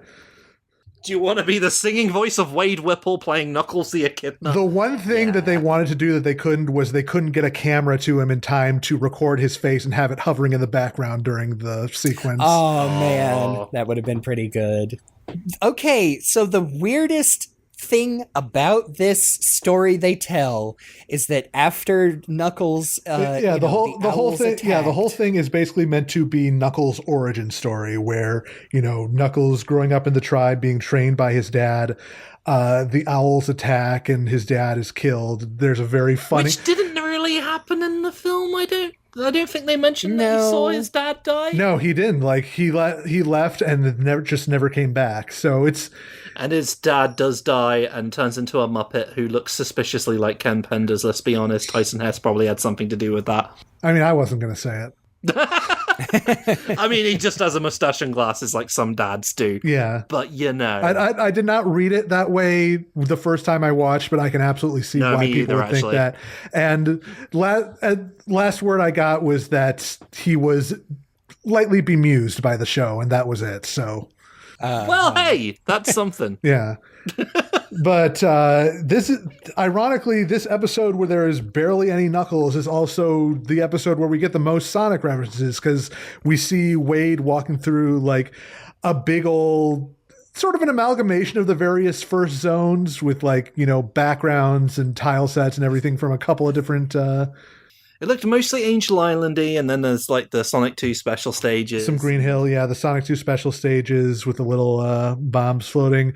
But all that, is built up to maybe the most unexpected thing that they could have possibly thrown into this show. So apparently before meeting Sonic, like finding Robotnik and meeting Sonic, Knuckles fought Iblis? Yeah. Well, we want to be very specific here. Knuckles was seeking out the Flames of Disaster, which they build as like a warrior's power up to give you mighty strength. And they do not use the word Iblis, but it is definitely Iblis. It is very clearly Iblis. He is just referred to as the demon, the mighty demon. Yeah. But it is straight up a giant puppet version of Iblis, and he says he's going to kill Wayne. He's going to boil his bones and eat him like a fish, and then go on Facebook Marketplace and find some deals on some freaking cool stuff, which is. Again, it's very obvious when they have, the sponsorship and when they don't. Like, I immediately think of earlier in the episode where Jack's like, I'm in dire financial straits due to my lawsuit against an unnamed rainforest-themed restaurant franchise. I don't have 2 pennies to my name. I told you the robotic birds in that restaurant make the same joke no matter who walks in. They were personal attacks! Yeah.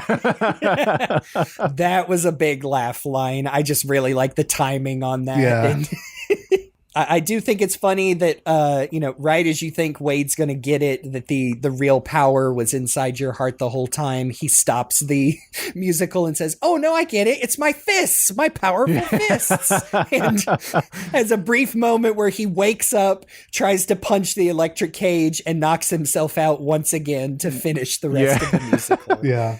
There's some good like lyrics in the musical too. I immediately noticed the unskilled, untrained, so unworthy. A good like callback to Knuckles in that second movie, which makes me think that like a lot of it is not an accurate retelling, but kind of like Knuckles' own memories of like how he remembers his own journey, even if it's, the big fish version of it, where it's, the details don't quite line up with the reality. And it certainly doesn't line up with the Sonic canon, but hey, these movies don't. They're doing their own thing. That's fine. Honestly, like, I kind of like the idea of Iblis basically just being this demon that Knuckles fights to take his Knuckles power. one shots to get his power. And then all of 06 doesn't happen because it didn't anyway. Hooray! So it's fine. Yeah, like I think that actually works very well in this case. And I feel like, even if it is subtle, I think that there is something added to Knuckles' character by the fact that, it basically implies that he was not born with this extreme power that he has, that he used to fight Sonic, but it was something that he basically fought tooth and nail to gain. And it really, adds a little more depth to Knuckles being like, hey, I like put blood, sweat, and tears into getting all of this power while you were just, born with it. You, never had to work for anything. I have spent my entire life fighting. It really does kind of further characterize their interactions in that second movie. Yeah. That's a lot more than I expected to pull out from this very silly ass episode, to be honest with you. It is, but like, there is subtext there and I can appreciate it. Yeah. The fact that we get Iblis here and is essentially like a power-up for Knuckles that, he earned, as we said, that's a cool way to get some Sonic 06, like, story and lore without having to adapt Sonic 06. Yeah, exactly. Oh, but then they've got Reno. No, they've got less stuff to work with. Oh no, they can't do the Soliana. No, they were never going to do that, to be honest. We have Soliana at home. It's called Venice. You know what? You're right. And the whole sequence, I do really like it because it looks like all practical to me. Like it is real people doing a stage show. Like they specifically said this was the episode where we needed to save a few bucks, which is the reason why there's so little CG in it. The only CG was like the backgrounds, the retro backgrounds, I think, because they ran out of time and space or something. They had to they had to have someone CG create backgrounds for it but make it look realistic. So that's but like the props and the costumes or everything are, very clearly, all actually there. And I think that it goes a long way to making this episode a lot more endearing. They really, worked with what they had and made something really interesting out of it. And I got to give them props for that. Oh, yeah. You don't need to give them props. They already have plenty of them. Oh, yeah. Look at the size of that airbless. Somebody is going to end up with that Knuckles puppet in their personal collection. And it's going to be me. I will say, I think the song is perfectly fine for what it is. Like it is a rock opera. It's not...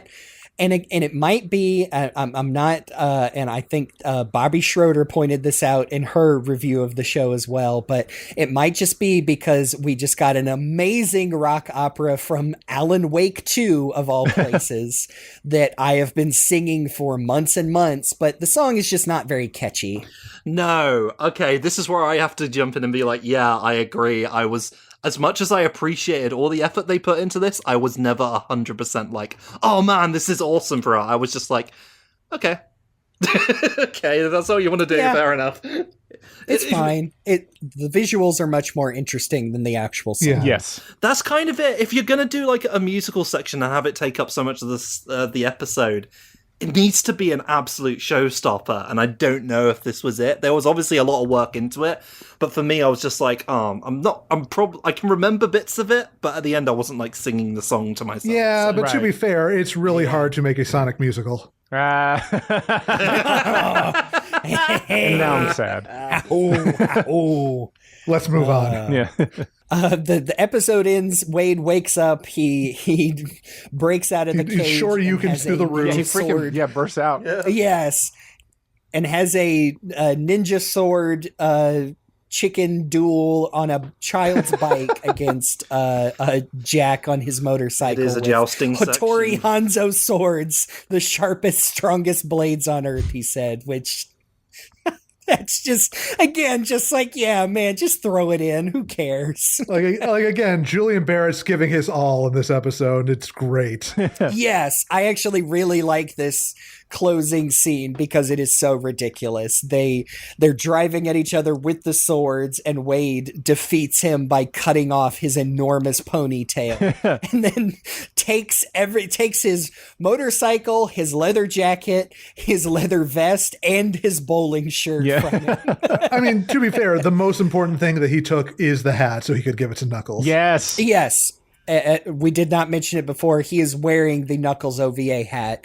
And so the last shot of the episode can be Knuckles driving the motorcycle with Wade on the back wearing the hat and looking really cool, actually. Do you know what? For some reason, I never noticed it when he was wearing it. It never had occurred to me, wait a minute, that's the Knuckles OVA hat. I wasn't... it was like the reveal at the end was like, oh, okay. I don't know why. It's just like it's breathing to you. It's just second nature. I guess it looked perfectly in place on this stupid character, to be honest with you. Yep. And so I like the last scene. They start with the motorcycle, Knuckles and Wade. Oh yeah, driving through the desert, and then pull out, and his mom and sister are following them in the family minivan. Just jamming out to Send Me an Angel. Which everyone will know from the opening of The Wizard, another video game movie. I like the Megas cover of that song. It's real good.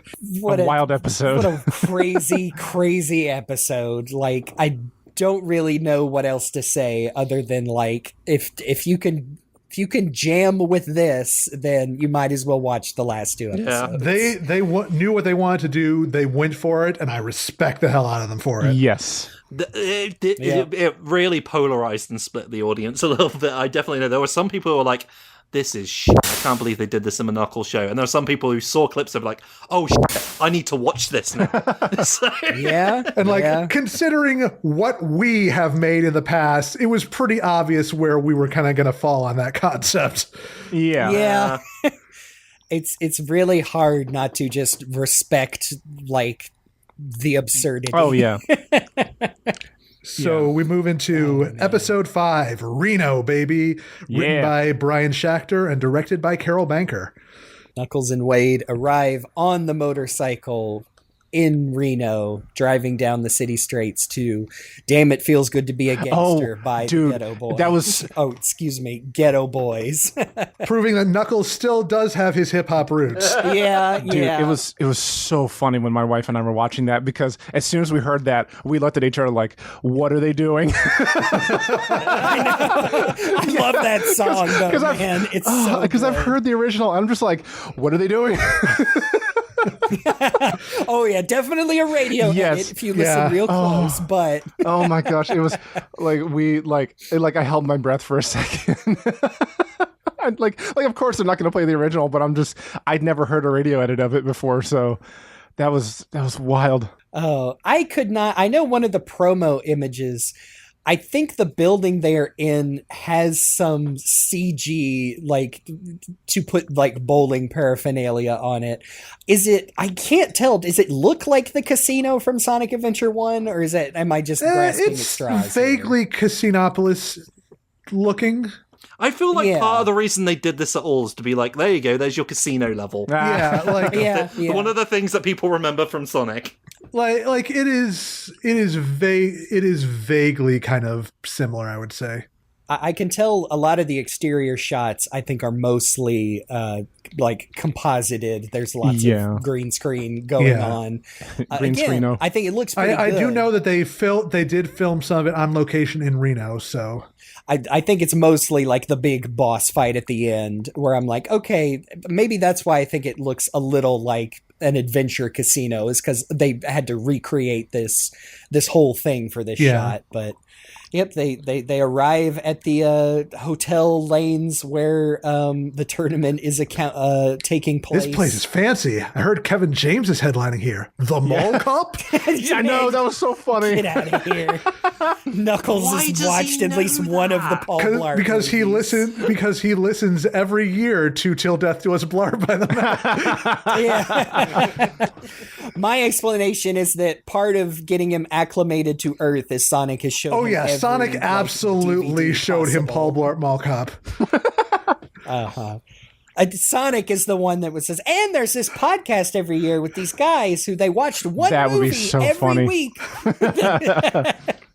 This version of Sonic would know what a podcast is. I think didn't he mention that in like the first episode when he's telling Knuckles what he can do? I think he mentions podcast. I don't remember. Oh yeah, he shows him like he puts the Oculus Meta Quest, an Oculus. Where have you on sent his me? head as he's talking about podcasts. Yeah. That's Absolutely movie Sonic thinks with the McElroy. Yeah. Like, yes. he watches all of the monsters. He watched all of Monster Factory back when it was. He's watched Big Top Burger. Hey, Sonic the Hedgehog is in here. He just gave me a big bag of weed. But this is also where we get our introduction of Wade's father, Pistol Pete Whipple, played by an actor who was like, hey, we've got this Knuckles show we're making. Do you want to, have a big part in it? And of course he responds with, as you wish. Carrie Elways, baby. I love Carrie Elways. He's looking pretty good in this show. I think I've mentioned before, I am a fan of horror films. In fact, I'm a fan of really bad horror franchises. So I love seeing Carrie Elways after loving his character in the Saw franchise. So it's nice to see him again in another franchise I like. But I thought he was absolutely delightful as this huge piece of shit celebrity bowler dressed head to toe in the Union Jack. Yeah, just literally performatively British. Like, we've learned that later on. Like, he has a 3-piece suit, he has a cape, he has a hat, he has a crystal cane, he's running around the casino giving autographs, blowing on people's craps dice. He wins big on the roulette table and says, "Let my fans have them," and tosses them into the air and people swarm around. Oh, it's so silly. It's very funny that he's this big celebrity and he's a bowler. Oh yeah, which I mean, we're going, like people said, or like even you said, it's just such a American joke that like, hey, bowling, that silly thing you go eat nachos and drink bad beer and do. Like, oh no, we're taking it really serious. I do like that in a way. I do like the very whenever I see like bowling celebrities in real life, I feel like what a silly characters they are. So this feels right. Yeah. I just think of the who do you think I am? You are. Yeah, I am. Yes. Who do you think you are? That guy. Strike to claim it. A strike to claim it. And he got it! That is right! I did it! That's number 5! Are you kidding me? That's right! Who do you think you are? I am! I did it. That there is not much exaggeration when you make fun of. Yeah, and like he's leaning into it, like the bowling ball with the teacup inside it is like that's so good. I laughed so hard. So funny. I laughed so hard when I saw that. it's. I actually really like Wade gets Knuckles help to like talk to his dad, and they do I'm going to put one earbud in and I'll talk to you over the phone, which actually pays off later in the last episode. Yeah. But, and then when he drops that and just kind of has a heart-to-heart with his long-lost dad, and Adam Pally and Carrie Elway's really sell it. Yeah. Like, it would be really easy for these characters who just got done. Wade is supposed to be a goofy ass goober dude, and Carrie always is introduced, like I said, being this giant character. And then, oh no, they actually managed to like sell this moment, and I was really surprised. Yeah, I appreciate that they are, leaning into the differences, watching Wade's dad just completely showing off and everything, and Wade just like, it's like we could be twins. I like I like that they also establish at this convention center there's also a sports mascot convention, which is why Knuckles can be walking around and nobody questions it. And there's this big giant ugly red spike ball that is for some sports team that Knuckles thinks looks just like him, but not really. Yeah. Oh boy. It'd be like if it was like the ugly Sonic version of Knuckles. Basically. It's like if you put the Noid in like a crushing machine. It's like if you turned the California raisins into a spike ball. Yeah. But yeah, you think like, oh yeah, Wade reconnected with his dad, and he even, he's like, well, son, well, I'm sorry I put you through that, and maybe it's time to make up for lost time. Competing in the tournament against each other, it's seems very. It all seems very sweet on the surface. Yeah. And then we get a cutaway where we've kind of already talked about the rogue gun agents get brought before the bar, and we get their backstory where you think he's going to kill them both, and then he says you have one more chance. But yeah, most of this episode is the big bowling tournament hosted by ESPN8 The Ocho from Dodgeball, which not the same guys, obviously, just like a new set. No, although it is two comedians you probably will recognize. It is Rob Hubel and Paul Scheer, who are, hey, it's that guys, but they're in a tons of stuff. They're both really funny. I like them.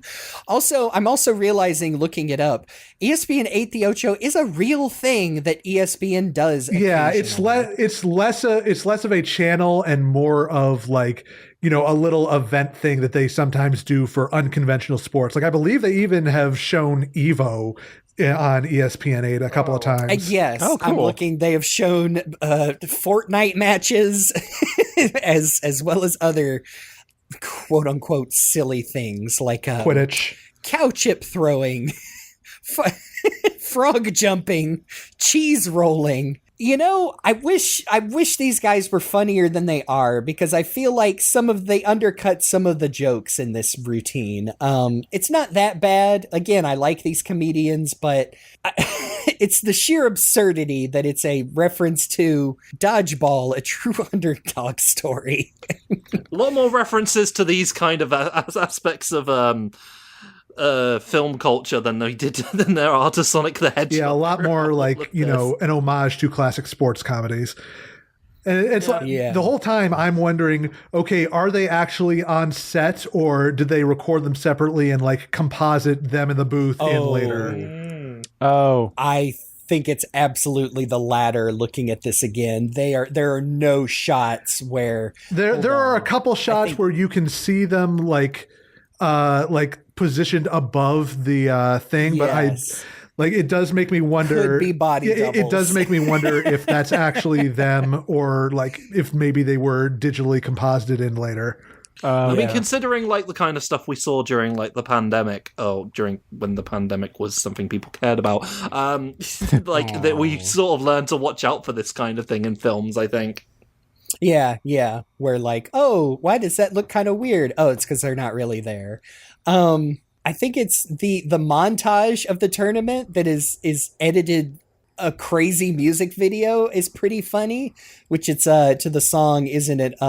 Push It to the Limit, I think. That again, hey, as far as needle drops, not that bad. It's it's pretty funny. But as you're watching this massive long scene with bowling for ages, I can imagine Sonic fans being like, why am I watching this? I can get that. To be fair, I get it. To be fair, like, I enjoyed it, but I was like, I mean, as we always say, when are they going to get to the fireworks factory? That was going through my head a little bit during this scene. Yep. After the first round, you get another, again, pretty touching moment between Wade and his dad as they're sitting at the bar drinking either vodka tonic or club soda. They never say. Water on the rocks. Yeah. He straight up like says, "I'm sorry for abandoning you. I've made some big mistakes, but I'm glad I've reconnected, son. Also, I kept all your mix CDs. I kept all of the mix CDs you sent me." And we're like, "Oh man, maybe he's really for real." But then with him like pulling out the mix CDs, I was that was the thing that convinced me, like, oh hey, maybe they're actually taking this in a different direction, and like this episode really helped me appreciate how, like we said earlier, how hard these actors are like selling this world and the relationships and everything. Because I mean, like, on this very goofy show, yes, because I mean, like, we're talking about like the connection of a father and son where, it's funny that it was a TJ Maxx because whatever, it's a department store, but like there's child abandonment and there's a lot of mental issues that go with that. And they like sit down and talk about it for a little while. That's just impressive to me. Honestly, like they really try to sell that and they do such a good job of it. And this scene is immediately followed up by the one where Wendy goes to meet Wade at his hotel room and just has a very frank conversation about, look, I know your father. He's going to abandon you again. And like Adam Pally really sells understanding, like, I know he abandoned you, but just because I get that you don't want him in your life, but maybe I still want him in mine. You need to give me that choice. And like, I think that it's a very adult conversation. It honestly works really, really well. And I got to give the actors, credit for really selling this, even in this very silly, cartoony show. Yeah, they actually really sell that for a conversation that's about a guy called Pistol Pete. Yeah. But you see him beyond the gimmick. He breaks kayfabe a little bit when he's talking to his son. Or at least that's what we think. And I mean to like Stockard Channing sells it too, because she's not just saying like, oh, Wade, he hurt me, he's gonna hurt you again. No, she says, like you said, a very adult, realistic thing of like, look, you're a grown man, you've wanted to reconnect with your father. I'm just saying he hurt all of us very much, and it's just really well written. Like she mentions the fact that like she had to pick up extra jobs just to like make ends meet and stuff like that, and raising two kids, like that's real stuff. She has the very like real single parent thing of like, I did what I thought I had to and the best I could, and I hope that, I didn't make it worse. And here's her adult child saying, like, no, you didn't, Mom, but, also I'm setting a boundary and I want to reconnect with Dad, and, you don't have to be a part of that, but you can't ask me not to try. And jeez. I know, right? And all of that following an episode where we just had, like, Wade jousting against the guy from Mighty Boosh. Yes, fighting the Iblis demon from Sonic 06. But, they have this wonderful moment. You think, oh, well, maybe it's all going to work out. And nope. Wade's dad is a huge piece of shit. He betrayed them to the gun immediately agents. sold them out to Mason and Willoughby. Yep. They're like, oh yeah, no, he caved immediately. Like we weren't even thinking about kidnapping, your mom and your sister. That was his idea. And it's like, God, you piece of utter garbage. And he makes it very clear that beyond just being a huge sellout, he's like, there's only room for one Whipple to be bowling champion. I will not let you take this away from me. And it's like, oh no, you are Omega trash, dude. Oh yeah. And at this point, I realize, wait a minute, the actual villain of this isn't the buyer; it's this motherfucker. He's the actual, actual guy. Deadbeat dad. Oh man, but yeah, they're ransoming Wade's family, and they say, you send Knuckles up to this suite so we can blast him and take him to the buyer. So I will say another one of the laugh out loud moments for me is like, you better bring Knuckles up, or we kill your sister. Yes. I'm fine with that. Yeah. The giant laser gun is that right heartless? to her face. No. Did you see the flashback earlier? Right. Yeah. Again, literally like a day before, she stabbed a fork in his shoulder. Yeah. and then immediately, moving the gun over. No, not my mom. Yeah, exactly. Yeah. Oh, please don't hurt her. Oh man. Oh, they tell him, here, we'll call you on your phone so we can hear everything. You send Knuckles up here. And the last moment of the episode is pulling his phone out and saying, all right, he's on his way up, as he, and Knuckles the whole time is like, okay, friend, anything for you, my friend. Are you sure you don't want to come? Yeah. Yeah. Yeah, the whole time Knuckles, but you feel real bad for him as Knuckles finally shows up in the show named after him again.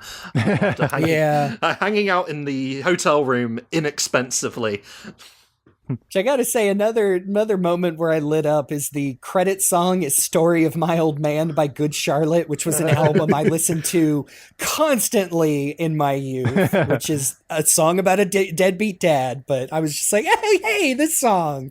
Yep. Oh, man. But, almost is revealed immediately in the opening of the final episode is that what happens in Reno stays in Reno, written by John Whittington, directed by Carol Banker. Wade pulled a double cross by giving Knuckles one of his earbuds, just like they did before. And so Knuckles knew the whole time what was happening. Yeah. See, I am really glad for this twist because going in, I thought it was going to be a little more stereotypical thing of, Wade is forced to sell Knuckles out, feels bad about it, and then at the last moment when Knuckles is cornered, Wade steps in to save him. But no, Wade never compromises there, and he gives Knuckles what he needs to go in and immediately start kicking ass. And I really appreciate that. I think that really I was worried they were gonna kind of undercut the character and the relationship they build up, and they do not, and I think that's great. Yeah, and it's interesting because it sort of suggests maybe after he listened to his mum give him all that, and the warning, he was just like, okay, just in case. Knuckles, listen out, just in case something goes wrong. It's another really cool fight with all these, glowing red objects of power. Yeah, it's between these characters, and Wade slinks away to try and free his family. And ultimately, it's a big, long fight scene, and it caps off with Knuckle, the agents throwing some rings at him to try and capture him again. But this time he knocks them back, creates 2 ring portals that are basically looping back and forth into one another. And it creates a feedback loop that sucks them both in and basically traps them in the space between dimensions, which is a wild, messed up way to go. Yeah, like, didn't you literally say Jake Knuckles was thinking with portals? Yep. yeah, no, and now they're trapped in the shadow zone like Prime Soundwave. Yeah, I get that. They get a PG sci-fi death. I like. Hey, the only other time we mention Tom is when Wade is freeing his family, where he says, "You know, I locked myself in these handcuffs so many times that Tom gave me a master key." Yeah. And here is the big laugh for me of this episode, where his sister refuses Wade's help because that would be so embarrassing. And so they're like, "Will you just sit still?" It's like, "No, I'm gonna free myself from these handcuffs like a badass FBI agent by dislocating my thumb and slipping through." And they're like, "Oh my gosh, please stop!" And that leads to a few minutes later, while they're in the middle of like a very heartfelt scene between Wade and Knuckles, and just this very meaningful moment of, and then suddenly, I got out, and like. And her thumb is bent and dislocated and genuinely made me jump and retch a little bit. It is so shocking. It's so bad. And then made worse when she gives the thumbs up after. Yeah. Oh god. Yeah, Knuckles is like good job getting out, and she's just like this limp noodle of a thumb, just like, thanks, Nux. Yeah. Knuckles does the watching you back at her as like a positive thing. Oh man, it's so bad. Oh, and then the rest of the episode is the bowling tournament. You think, oh man, is Wade gonna pull it off? Yes, he does. He wins. Yeah, most of the remaining episode is just, his dad trying to belittle him, and he's like, I'm not listening to you anymore. I've been taught I've learned to, be a warrior from all these people. My mom who sacrificed everything, my sister who never gives up, and my best friend Knuckles the Echidna. who is also in this show. Yes. I keep dunking him, but he does disappear for a while for this. Because, he does. Yeah, he's watching the tournament at the hotel bar, like, give me your best challah bread. Yeah, no, like he's just eating a whole loaf. That's really good. The other laugh out loud moment for me in this last episode is again from Edie Peterson, where she's encouraging Wade. She goes, please don't choke today. Just please don't do it. Do great. Okay. Don't choke. Please don't choke, for the love of God. I get the feeling like Wanda is like, she's cheering for her brother not because she actually believes him, but because she hates her dad so much. Yes. You suck, Dad. Oh man. If you do decide to watch this, pay attention to the guy in the green shirt and the Union Jack backwards baseball cap that is right next to Wade's mom and sister. He is being way too extra. Oh, I need to watch that. He got his spotlight. But yeah, just as Wade is about to collect the champion trophy, after having bowled a perfect game. Yeah, a perfect 300, all strikes. Knuckles is thrown through the bowling lane wall by the buyer, who has completed his kind of looks like a cross between the Dr. Octopus and the bad Rhino costume from Amazing Spider-Man 2. Yeah. It does have the vibes of being a sort of Robotnik mech, or maybe a gun mech. Like I think I thought more of a gun mech than a Robotnik one. Yeah, like a Bigfoot or a flying dog. Yeah, like there's a little bit of Bigfoot in there. Like I'm looking at the design right now, and it's definitely. I think it's definitely like, it wouldn't be necessarily a Robotnik thing. Like it is very specifically something that he has built that is not like the repurposed Robotnik tech that is like much more sleek or anything. This does kind of give off the impression that it was cobbled together by, from whatever he could, salvage from leftover Robotnik creations or whatever have you. So it basically just gives us a boss battle, like a Sonic-esque boss battle. Yeah. We do see him earlier in his workshop, specifically like cutting up with a blowtorch, like Robotnik mechs. There's even one of the little egg bots that seems to be alive. Yeah, and, that was weird. Whimpering for its life. That suddenly gave me like stuff. That gives me the very specific Star Wars scene I was reminded of not too long ago, where this tiny little robot is tortured by having his feet burned. Yeah. I also thought of like the shoe from Roger Rabbit going in the dip. Talk about that Christopher Lloyd connection. I just rewatched that not too long ago. Yeah. And that scene, sorry, getting off track, but that scene is the cruelest thing I've seen.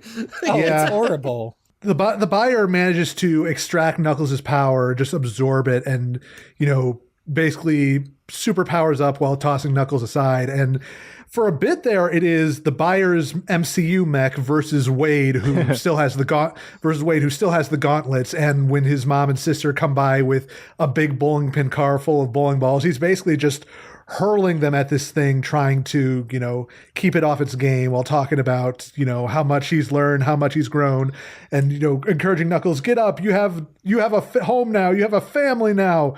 That's a good move, actually, because Robotnik tech is susceptible to having balls thrown at it, like Sonic. Spin or otherwise. Yeah. Yep. And right as you think Wade's actually doing pretty good, he runs out of his stock of bowling balls, and oh no, the buyer, he's gonna whip Wade, he's gonna crush his head like the soft squishy object it is. But no, Knuckles was powered up by the heart power of friendship, just like in essentially the ending of the first movie. By yes, the way. pretty much.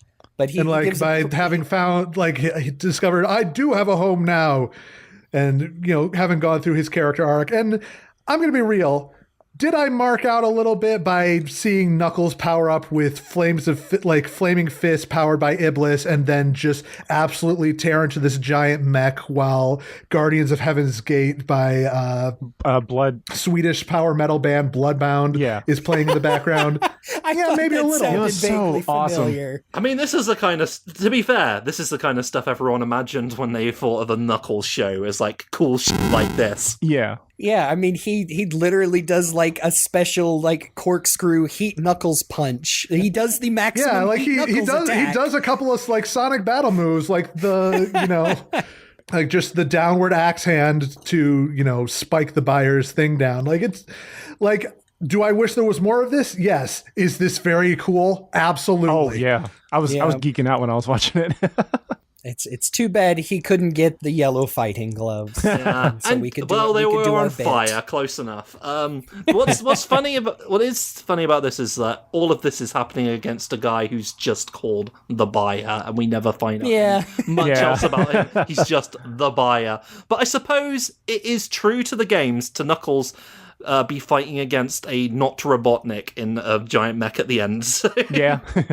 It's not an egg robo, but it's close enough, basically.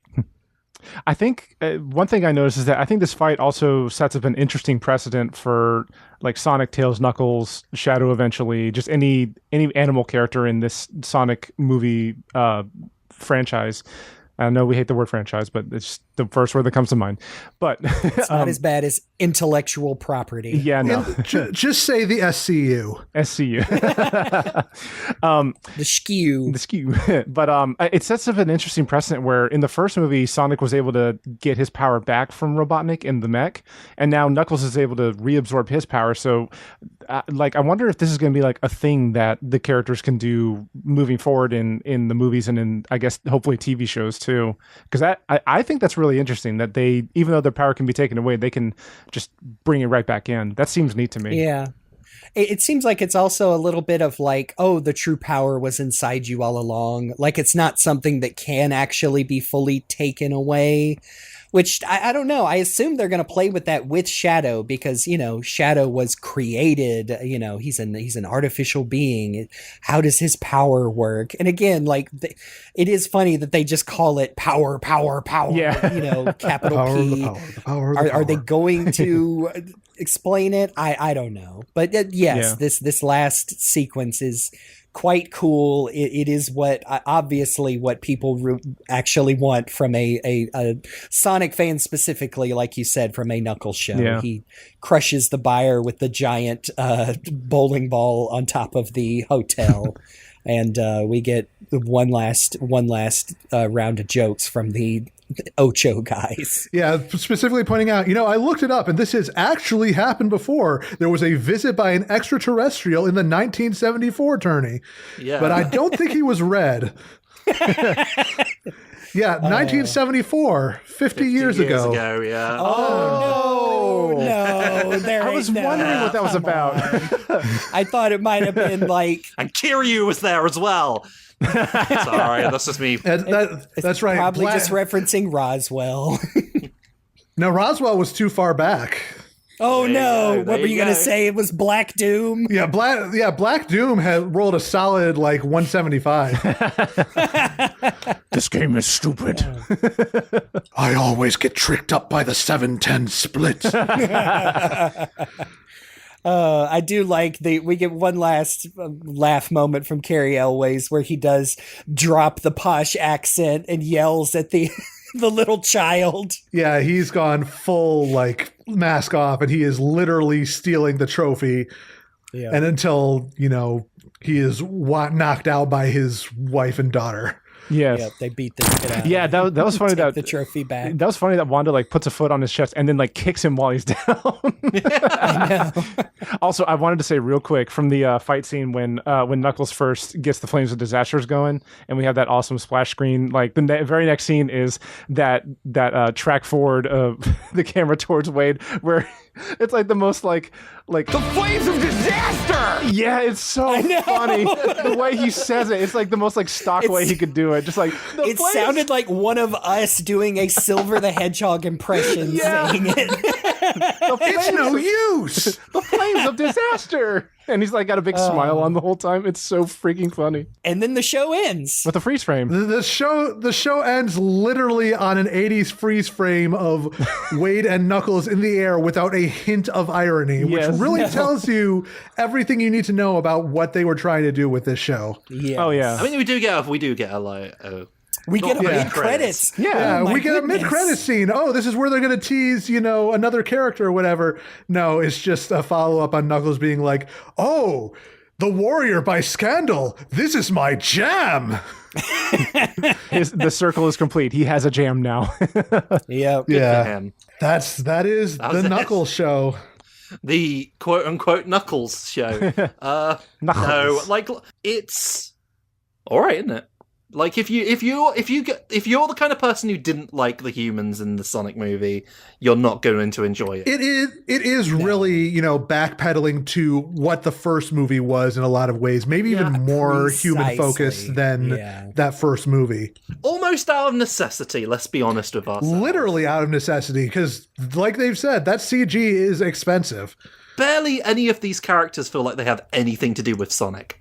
Even more, and I suppose that was the first movie, but it really is just a case of they could have tied things into Sonic, but they wanted to tell their own story, and credit to them for doing that. Credit for them to committing to the bit, even if it's stuff that Sonic fans, who, let's be fair, more often than not only care about Sonic and maybe some anime, will not have any interest in whatsoever.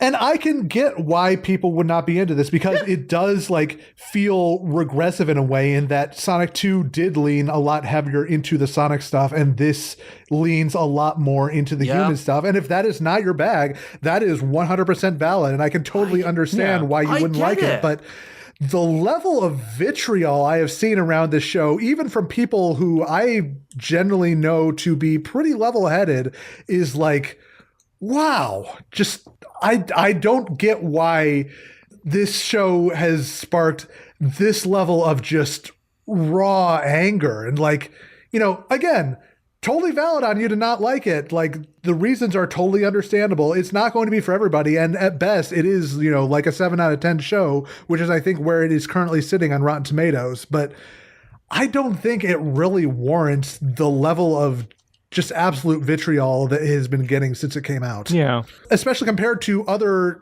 Sonic media that has literally actually negatively impacted the Sonic franchise and the public perception thereof. Yeah. And that's kind of the thing about it. This is all right. This is a fun little show. But the problem is it's not Sonic enough, I guess. And people went in, and I do think even people who saw the trailer went into it expecting more Sonic stuff. Even I did to a point. I will admit, it was a lot more of that stuff from the first movie than I was expecting. It leaned even further into that. I feel like it was a lot more like Sonic is there, and also Sonic is there, or there is a Sonic here. There is a Sonic world here, but it is like down in the corner compared to all this like pop culture stuff that they're doing. Yeah. And I think it's entertaining. If you're going into that enjoying that sort of stuff, you will have a good time with it. But if you're going into if you're going to it expecting anything really Sonic-y, you're gonna have a bad time, I think. Yeah. I mean, honestly, the way that I came out of the show was like, I can't help but be at least somewhat disappointed that we didn't, like, in this total span of the whole show, we didn't ultimately get a whole lot of Knuckles, and especially like we didn't get much of. Well, we barely really even got any character arc for Knuckles. Like, the biggest thing is that he has a jam now, which is cool.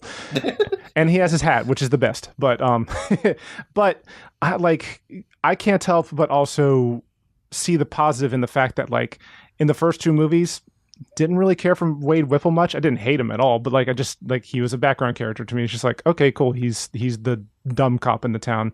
But now after the show, I care about and I like Wade Whipple. I think he's a neat dude now. And, and especially like I wish we'd gotten more scenes of it after the initial one, but like after he busted out and like realized his inner power, like I was hoping that he was going to use some of that in the final boss fight, but this new realization of like warrior strength TM, like I would love to see how that factors into like the third movie, if that even factors in at all.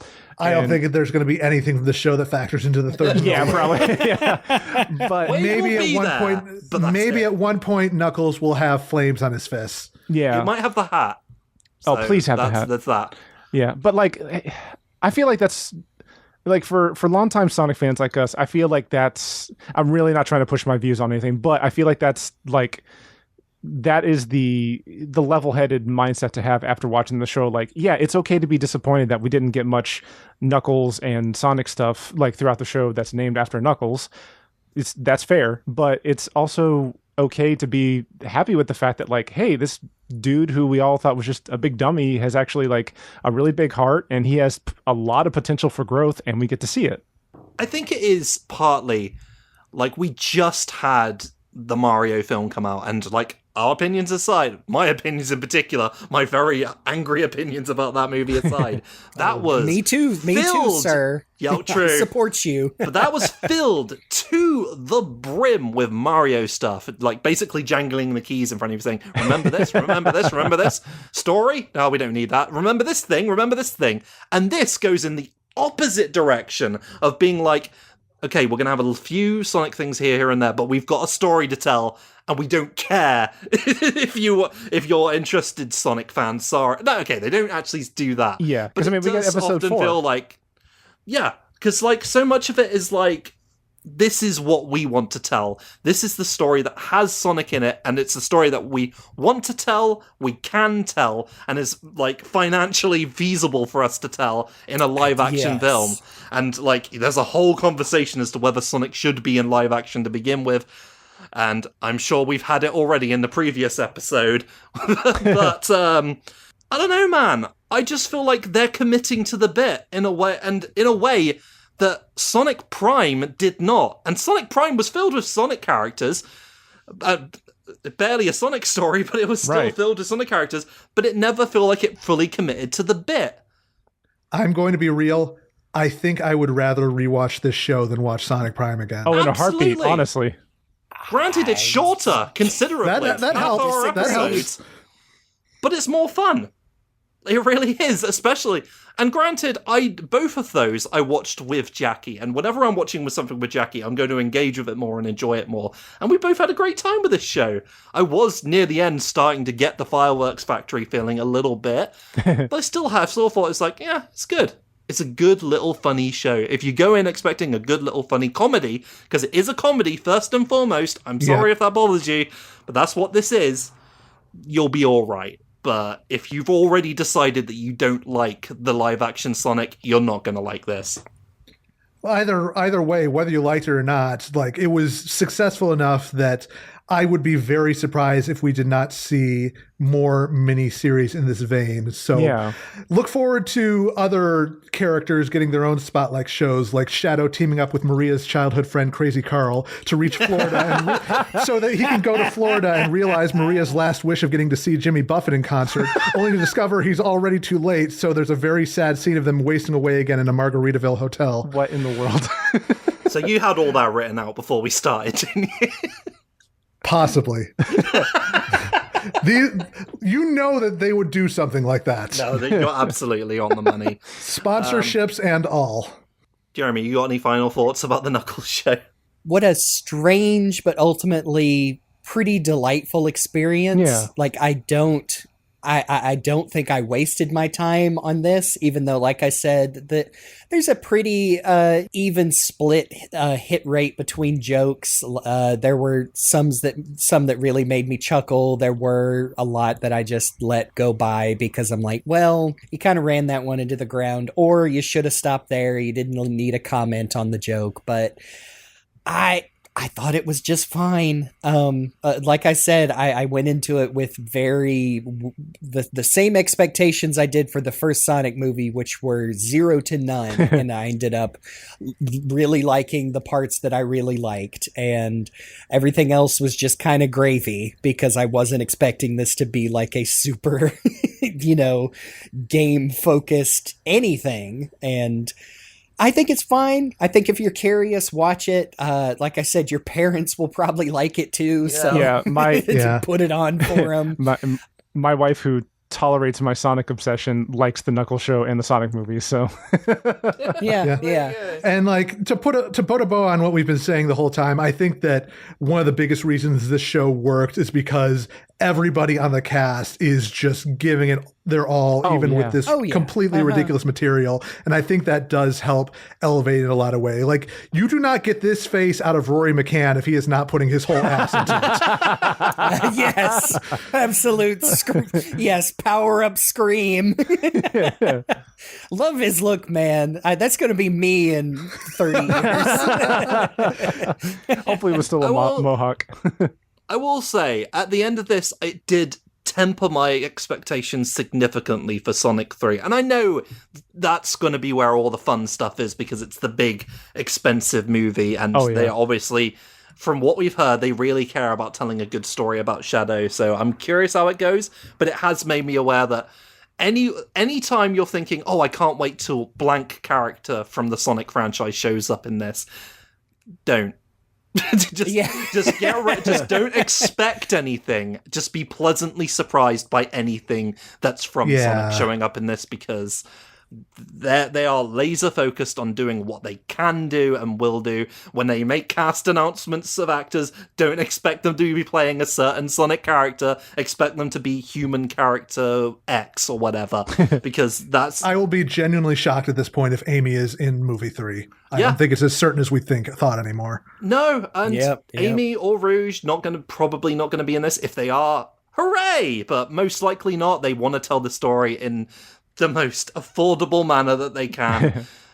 It's not, and by the way, it's not because they don't care about Sonic. You might think that watching all of this with all the lack of Sonic stuff. So many of them actually do really care about Sonic, but this is what they can do. Yeah. And whether or not you like it, that's up to you.